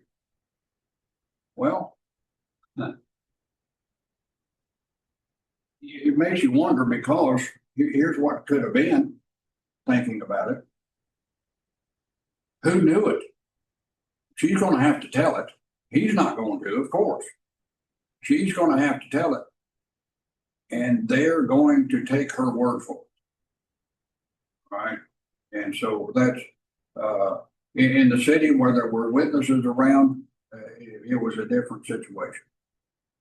Why God set it up that way? It's His laws. So but that's the way He set it up. Now, another part of that was, if a man finds a young woman who is a virgin, who is not betrothed, and he has relations with her, well, he has to number one, pay a fine. Again, this is only 50 shekels, so it's half the price that the other man had to pay a while ago. But he had to pay a fine, and he had to marry her. I am presuming there, if she would allow him to. I think that has to be involved. It doesn't say that, but if she said, if she said we're going to get married, he had to marry her, and he also forfeited any right to divorce her for any reason later. So I think it's likely that 50 shekels of silver was paid to the father. That's what was being taught by the rabbis, and in addition to a dowry. Of course, they had to pay a dowry, but I think in addition to the dowry, the 50 shekels of silver was paid to the father. So, see, God covers anything. If you read through the laws, and you go back to Exodus, to Leviticus, and Deuteronomy, there's nothing that could happen between anybody, or nothing that could happen within Israel, that God didn't cover, as far as the law is concerned. And if you think about it, there's nothing that God hasn't covered in principle in the New Testament. There's nothing that He didn't leave out anything as far as a Christian's behavior is concerned. He covered it all. Verse 30. A man shall not take his father's wife, so that he will not uncover his father's skirt. Well, we'll get to that. It's over in 1 Corinthians 5, of course. But here is a law. Describe the case of a son marrying his stepmother. All right. After his father had died. This is what the law is covering here. That was considered to be incest. Even though they were not blood relation, the son was considered to have uncovered his father's skirt or bed, be a better translation in that. And so, significantly, this was the same kind of immoral relationship that Corinthians just kind of said, so what? Well, read 1 Corinthians 15, no, 1 Corinthians 5. That was what Paul was dealing with there. It said the man had his father's wife. It was his stepmother. His father died, and he married her. You can't do that. Not even in the new covenant. You can't do that. That was regarded as incest. Here, it was regarded as incest in Leviticus 18. And so they uncovered his father's bed or his father's skirt was more like what we call a euphemism to uncover, approach, or to encroach on his father's marital rights. He didn't have a right to do that. And so that's what it's talking about there in verse 30. So again, this was something going on in Canaan. All of these things that God is saying are going to be laws that you can violate and could be any number of punishments for it, mostly in the immoral laws and in the laws of things like this. It usually meant death. So that was the case there with the laws there in verse 20 in chapter 22. He's not through. He's still talking. Moses is still giving his sermon. He talks about those that could not be used in leadership in Israel there in chapter 23. The very first verse there, it talks about, he says, no one who is emasculated, he's talking about eunuchs, and he says that, he talks about by crushing or mutilation. All right. This refers to those that maybe had a birth defect or possibly an accident, or by deliberate. So there's three kinds. Could have been born with a defect, could have had an accident, or they could have deliberately done it. He said, they shall not enter the assembly of the Lord. Now, the idea of the assembly of the Lord refers to the nation gathered before God, all right, in worship. So kind of like when they were all together there at Mount Sinai. It doesn't always make that sense, but there are several suggestions. And this is what makes it kind of difficult. There are several suggestions that comprise what that assembly of the Lord was about. First, number one, is he just talking about the community of Israel? Okay,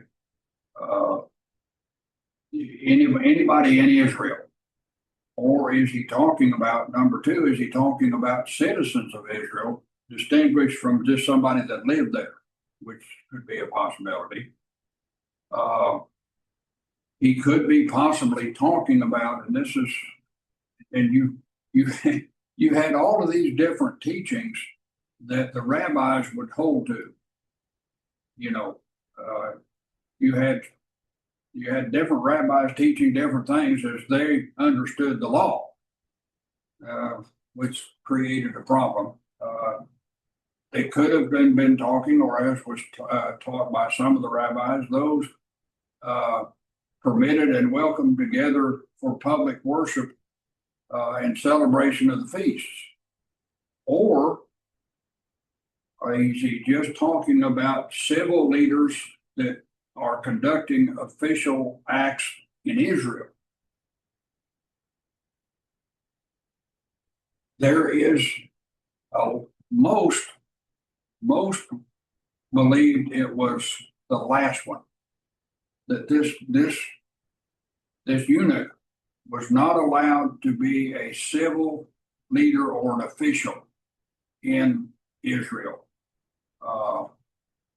Because if you get on over into Deuteronomy 31, it refers to all the congregation of Israel. Deuteronomy 31:28 makes it clear that all the congregation was represented by the elders of their tribes and their officers. Well, in some context, the congregation could have returned to the elders and the officers. Okay, so it may very well be. I can't tell you because there were so many different ideas of it. Mostly it was held that the last one was what he was talking about. That the exemption from the assembly of the Lord or not, they're not talking about exclusions from religious life.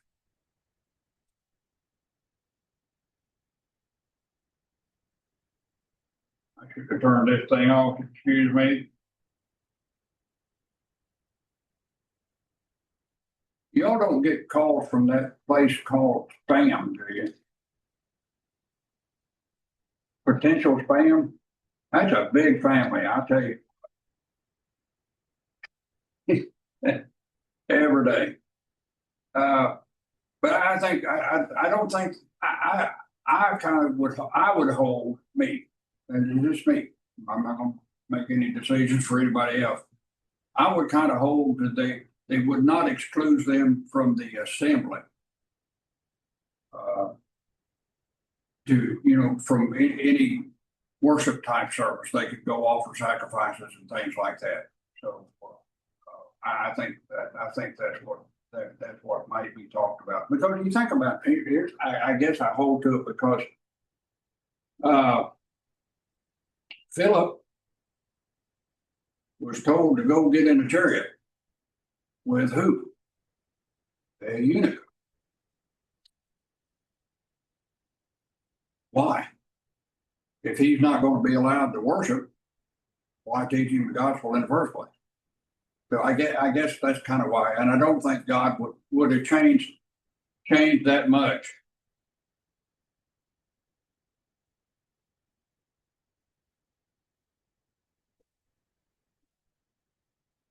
So that's kind of why I hold to that.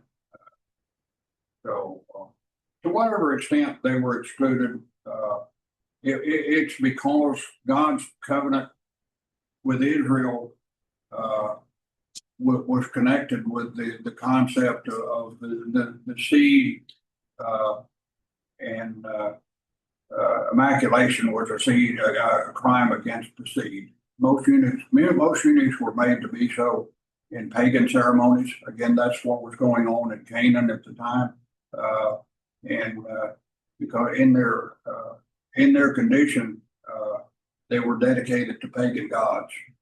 And you think about that in Isaiah, he shows that even eunuchs and foreigners could be accepted before the Lord if they would obey him. So they would be received, who were not complete, not those terms. And so I think that's the case.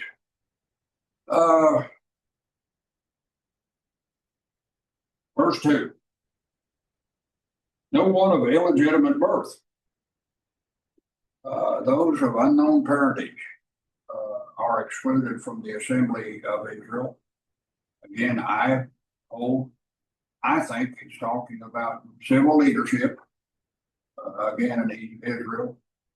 There's a word there, and it's kind of difficult to define exactly what that Hebrew word is, uh, uh, or what is meant by the term illegitimate birth. Uh, Again, some later uh, Jewish historians uh, described or defined this as someone who was born of a incestuous relationship between Jews.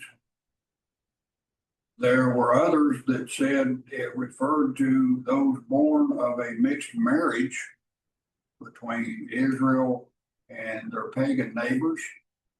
Uh, and also, there were even those that said all he was talking about, it was talking about children that were born to a cult prostitute. So you know, uh, the reference here is to the 10th generation, indicates uh, how long, it just say as long as the nation exists. So, as long as the nation of Israel existed as God's people, and as long as the law existed, then an illegitimate child could not have a leadership role. Well, taking that into consideration, we don't have that problem today because we're not under that law. So that kind of takes it out of what we're dealing with. But the exclusion of those of illegitimate birth, as with the case of the one in verse 1, probably only applied to civil leadership. That's kind of where we're going to leave it there. Make it. I don't think God's going to refuse worship from anyone that wants to worship Him, but He can keep it from being, which would cause a lot of problems.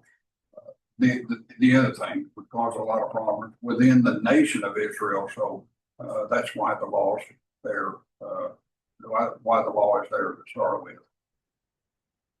Then you have more that are excluded from the congregation of Israel. Leadership. That's the Ammonites and the Moabites. Well, the Moabites and the Ammonites not only treated Israel with cruelty on their way to the promised land, but they had a very disgraceful beginning. As we know, according to the Bible, Moab and Ben-Ammi were the two sons born to the daughters of Lot through incest with their father, back in Genesis, the 19th chapter. The story of the strange prophet, Balaam was a strange prophet. Prophet he was, but strange he was also. And Balak, the Moabite king, who tried to hire him to curse Israel, found in Numbers 22 through 24. Again, I think the assembly of the Lord is the same application from the first two verses. I think the same thing applies there. Again, being not allowed in the assembly was not synonymous with exclusion from the covenant. I think God accepted any proselyte that wanted to become a worshiper of Him. But again, well, for example, I just thought about something. For example, how about Ruth? She was Moabite. She's in the lineage of the Lord. So, you can't say, now she's a woman, and I understand that, but again, I think the principle is there. She was welcomed by the people of the Lord as one of their own. Naomi accepted her, and the people accepted her. Boaz married her. So I think that's what you're looking at there. Again, we're still talking about civil leadership. I believe in verses 7 and 8, when you talk about the descendants of the Edomites and the Egyptians. It says the descendants of the Edomites and Egyptians are permitted. Well, we didn't permit the others, but we're going to permit the Edomites and the Egyptians. It says, you shall not abhor an Edomite. Well, why? Well, from an ethnical standpoint, they're related to Israel, because Jacob's brother Esau was the father of the Edomite people. Therefore, Israel was commanded to not write them off, not to abhor them. But it had to be from the third generation. So the descendants of an Edomite or an Egyptian could be part of the leadership in Israel if they were the third generation. Because, well, the word abhor there is a little short Hebrew word, taib, T-I-E-B. It is from the same root that we get the noun abomination, which is toiba. And it's generally a word for ritual uncleanness. So the verb form here means to treat as ritually unclean. So they couldn't do that. They couldn't say, well, you're an Edomite, you're not an Israelite, you're unclean. They couldn't do that. An Egyptian, they couldn't say you're unclean. So one of the most famous Edomites in biblical history that I know of, other than Esau, but would be Herod the Great. His building projects in Judea were intended to not only glorify his own name. He was an egomaniac, basically, but he was trying to win the favor of the Jews who despised him as an Edomite. And they shouldn't have, they're not supposed to do that. But I would think probably he's king. He was Herod the Great. So I think that's what you have there. But then you have the Egyptians.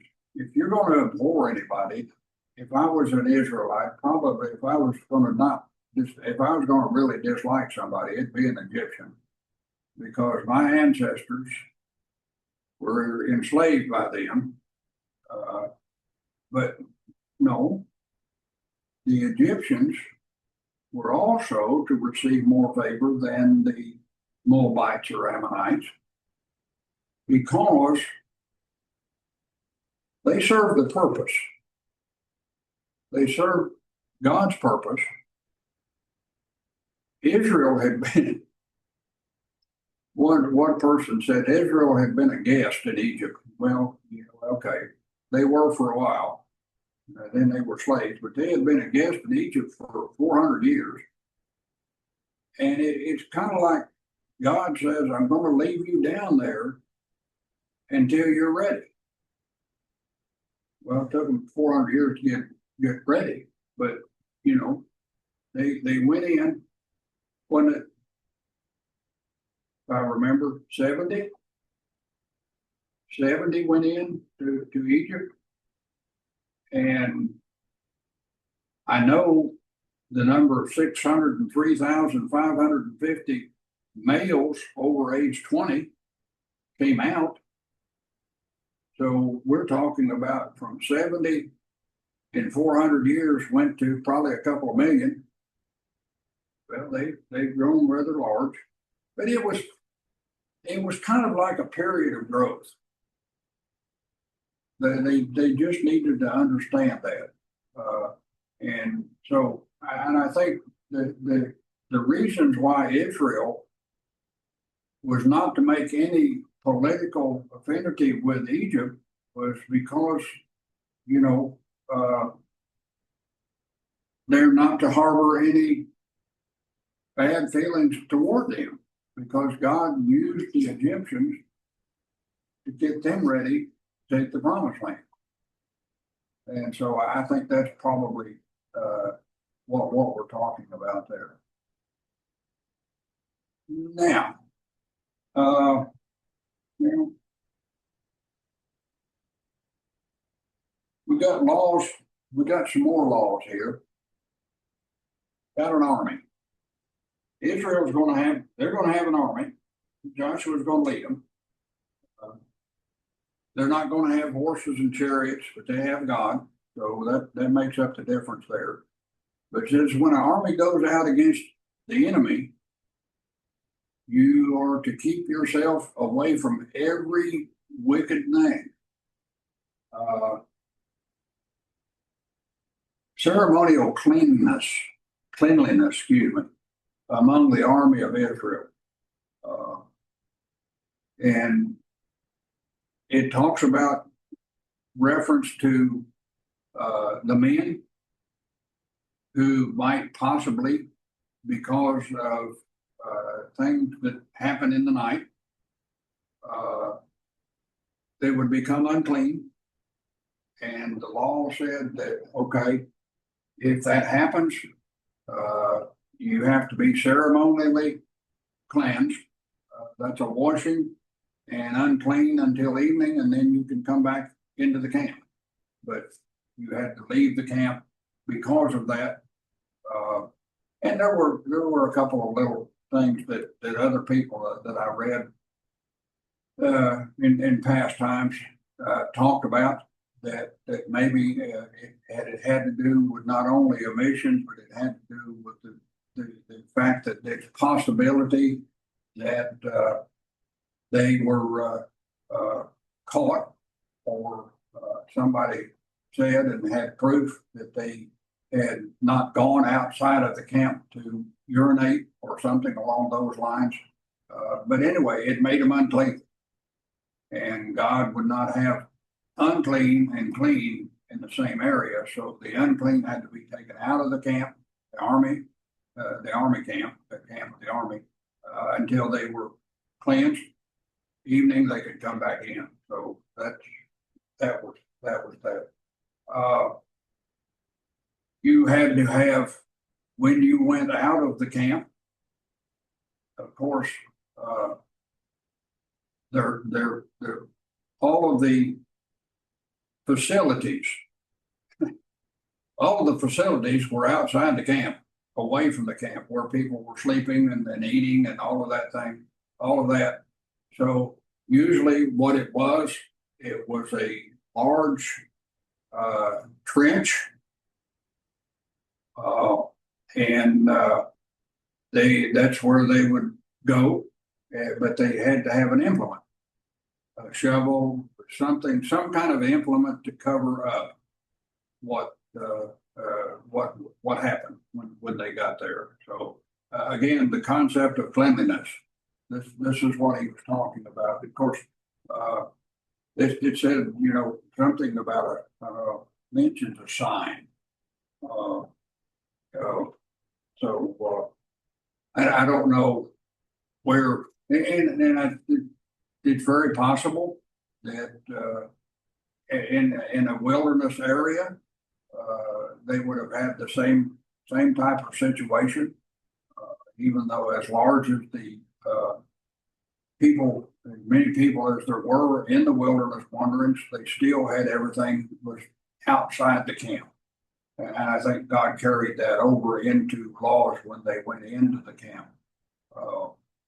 And it says there, all of this, all of this that he's talking about there, this was because the Lord your God walks in the midst of your camp. Well, think about it. Wherever they went and camped, usually what was with them when this terminology here, usually what went with them was the Ark of the Covenant. And within that Ark of the Covenant was the law, the tables of stone, the pot of manna, and the rod that budded. Now we know after it came back, when it was put into the temple, it wasn't there. Nothing was there but the tablets of stone. I don't know what happened to them. We're not going to know. It could be the Philistines took them. I don't know. But that's the concept of but still, think about it. They would have understood. You know, it's not, well, God's in that box. It was just that they understood that the presence of God was with them, but the ark kind of represented and reminded them that God's presence was there, and they understood the concept of he's everywhere, and I think that's why the terminology is there. We don't think about that sometimes. It's a scary thought when you stop and really think about it. God sees everything we do. He hears everything we say, whether we say it under our breath or whatever. He knows every thought that goes through our minds, and that's scary because our minds can get kind of wild from time to time. And he knew that about Israel. That's why the laws. And he said, if you don't follow these laws, God is going to turn away from you. That was a very fearful warning for the Israelites. You know, if there was anything unclean in the camp, and they had to understand that. If there was anything unclean in the camp, God didn't tolerate it. And you know, if it became where if it continued, you know, God didn't say, okay, there's an unclean thing, fine, I'm done with them. If it continued, then the worst consequences would be there. He said he would turn away, and that a people going into a new land that they've never been into, facing an enemy that they know is bigger than they are. That's a scary thought of going in there with not having God's help. I think this is what God wants them to understand here. He talks about Hebrew. He talks about Hebrew slaves.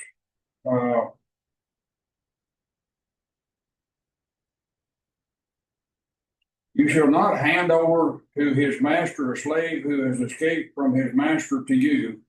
He shall live with you in your midst, in the place where he shall choose, in one of your towns where it pleases him, and you shall not mistreat him.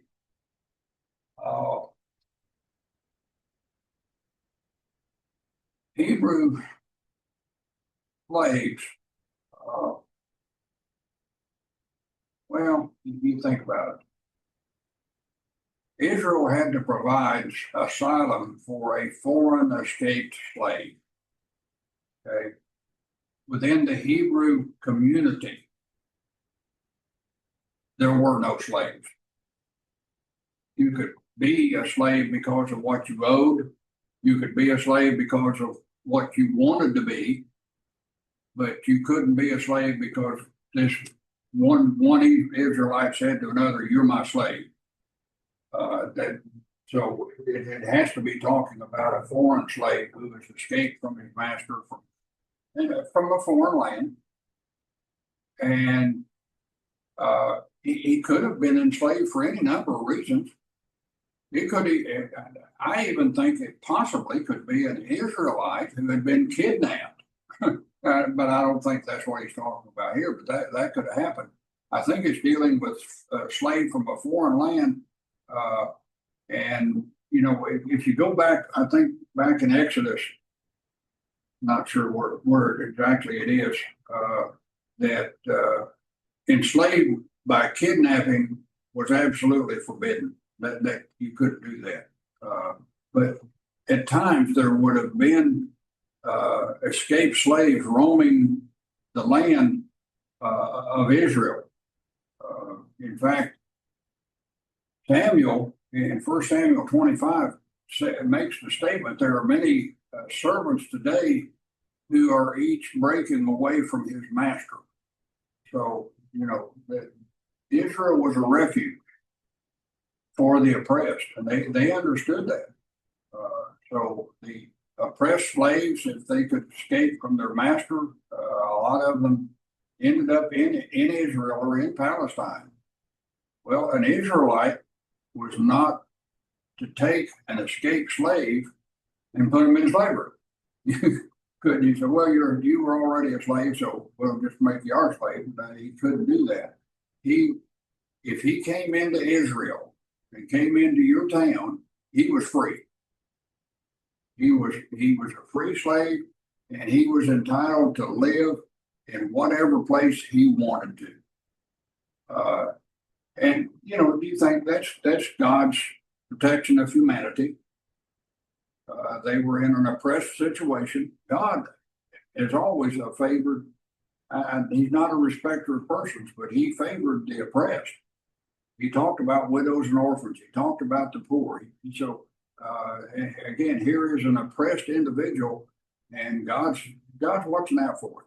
So when he came into Israel, he was free, and you couldn't turn him back over to. Don't care if the master came looking for him and found him, he couldn't have him. They were not allowed to give him back. So, but I don't know if there was a penalty for doing that if you did. But if God said don't, Israel said, well, I can't do that. So I think this was the case here. One of the big things that they're going to run into when they get into Canaan was cult prostitution, and he says that cult prostitution is not going to be that is banned. The female prostitute or male, didn't put male, but the male or female prostitution. The term perverted one, okay, refers to a male prostitute. And it was common, both were common, male and female, to the pagan religions of the Canaanites, as you know, if you read the Old Testament, and other areas of the ancient world, but basically where Israel is going to be going. Later on, if you remember, if you studied Kings, in First Kings during the reign of Asa, and Second Kings during the reign of Josiah, we're told that these perverted persons, these male prostitutes, they got them out of Israel, which means that for some period of time there, before they were expelled, Israel was allowing male prostitution to go on. And that was a clear law that it was not supposed to be. It was an abomination to God. So, and he says, you shall not bring the wages of a prostitute or the price of a dog to the house of the Lord.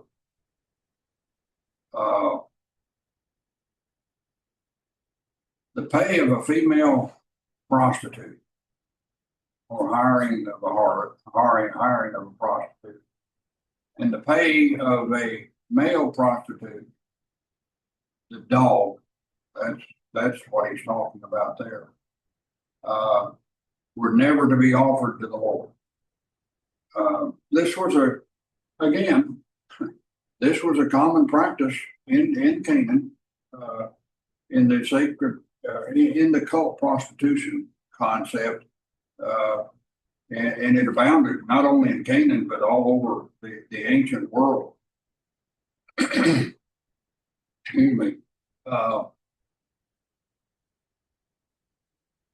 Trying to remember the female prostitute was a Hebrew word zona, zonah.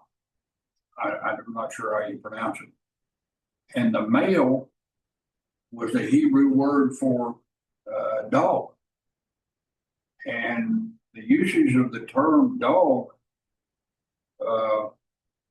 was known outside the Old Testament. If you think about Goliath, remember the little guy David came up against? Goliath's question to this young man called David was, "Am I a dog?" Well, I don't think he was talking about, did David think he was a male prostitute? I don't think that's what he was saying there. I think it was to be understood in the context. You know, he was talking, do you think I'm just worthless?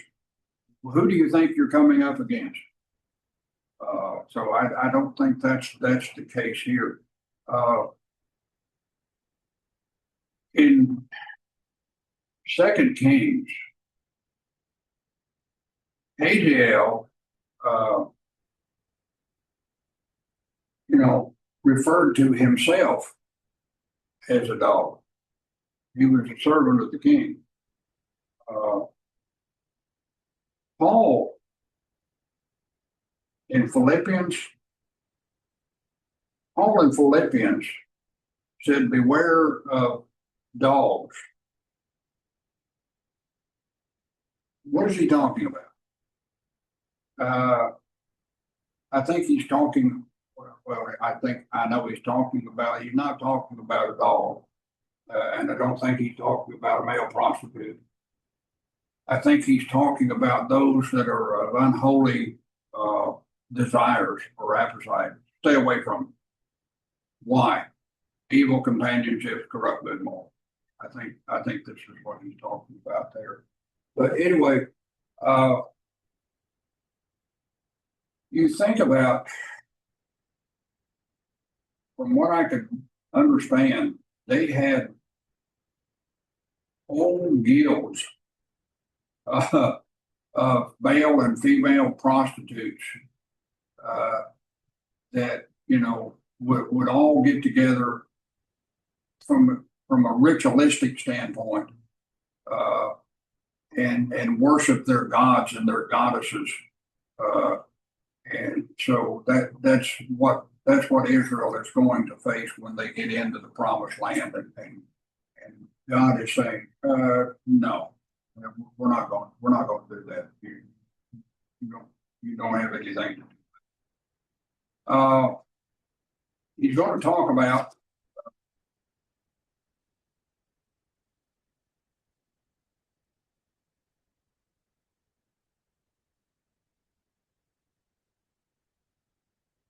I'm getting a lot of calls from the spam family.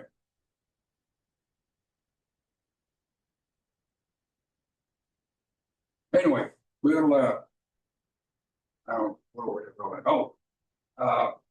He talks about stealing, but he's talking about stealing from each other. It was against the law, God's law, to steal from a fellow Israelite through unfair interest on a loan, usury.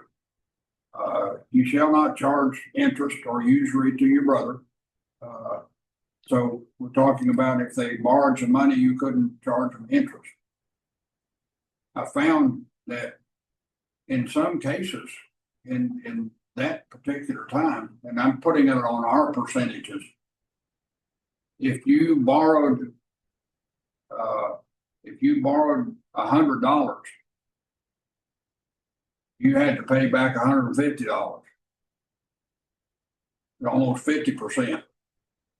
And that no, you won't do now. They could charge interest to a foreigner, but not to a fellow Israelite. Uh, the translation probably, if you look at the wording there, it says, "You shall not lend at biting interest or usury." The word there is a Hebrew word, nesek, or which means interest, or nasak, which meant pay interest. You you can't exact, you can't bite your brother. In other words, you can't take advantage of it. You can't, what the old saying is, put the bite on them. You can't do that. Like I said, some of the concepts that I looked at during it was about, I think it said the 15th century BC. Interest was 50%. I don't want to borrow money at 50%. Now, again, to a foreigner, you can charge interest, and loans to foreigners were made basically for business or commercial purposes, not to sustain. It wasn't to sustain the poor or anything like that. So that was what he was talking about there. So today, I kind of wish they still had the same law. You know, maybe over in Ghana, you can't charge another Guyanese interest. What do Ghana? What do you refer to the people there in Ghana as, Emmanuel? What are the people of Ghana referred to as? Ghanaians. Ghana, what now? Ghanaians. Okay. It'd be nice if you didn't have to pay interest to another one, wouldn't it? Of course, you got so much money you don't have to worry about it, right? Yes. And we all are. Us preachers are rich people. We you know, no, we're not. We're gonna stop right there. It's Thursday, and I didn't give you a second break, and so I pray for you for the weekend, that you have a good weekend. That I know if you want to be preaching or teaching, I know you'll do a good job. And I know you pray for me. I pray for you. And pray for Nathan. Nathan's in a new work. And I know what new works are about. They're a little difficult. Trying to get to know everybody and everything. So we're going to wrap it up. I tell Gracia, you have a good weekend. And Thank you, brother. You too. Will you be with us on Tuesday? Yes, Okay. God willing. I didn't know whether sometimes it interferes with some of your other classes or not. So, but y'all have a good weekend. Let's have a prayer, and we will be dismissed till Tuesday. Father, we're thankful for the opportunity to study together your word. Pray, Heavenly Father, that our study is beneficial for us as your people, that we may learn the things as you dealt with your people of Israel. We may learn to not do the things that are going to bring dishonor to you. Pray, Heavenly Father, that as we conduct ourselves, that we do so in a manner that is not only pleasing to thee, but is evident to all of those around us as to who we are. Continue to bless us in every endeavor we take that will bring glory to your name. And Father, we ask our forgiveness, your forgiveness, as we're willing to repent of those things that would separate us from you. And these we pray in the name of the one who died for us, the Christ. Amen. Amen. Amen. Amen. Have a good weekend. We'll see Have a you. good weekend and good worship. Thank you so much. Thank you. Thank you, brother. Bye, See brother. you, brethren and sisters. We'll see you next Tuesday. Take care. Thank All you. right.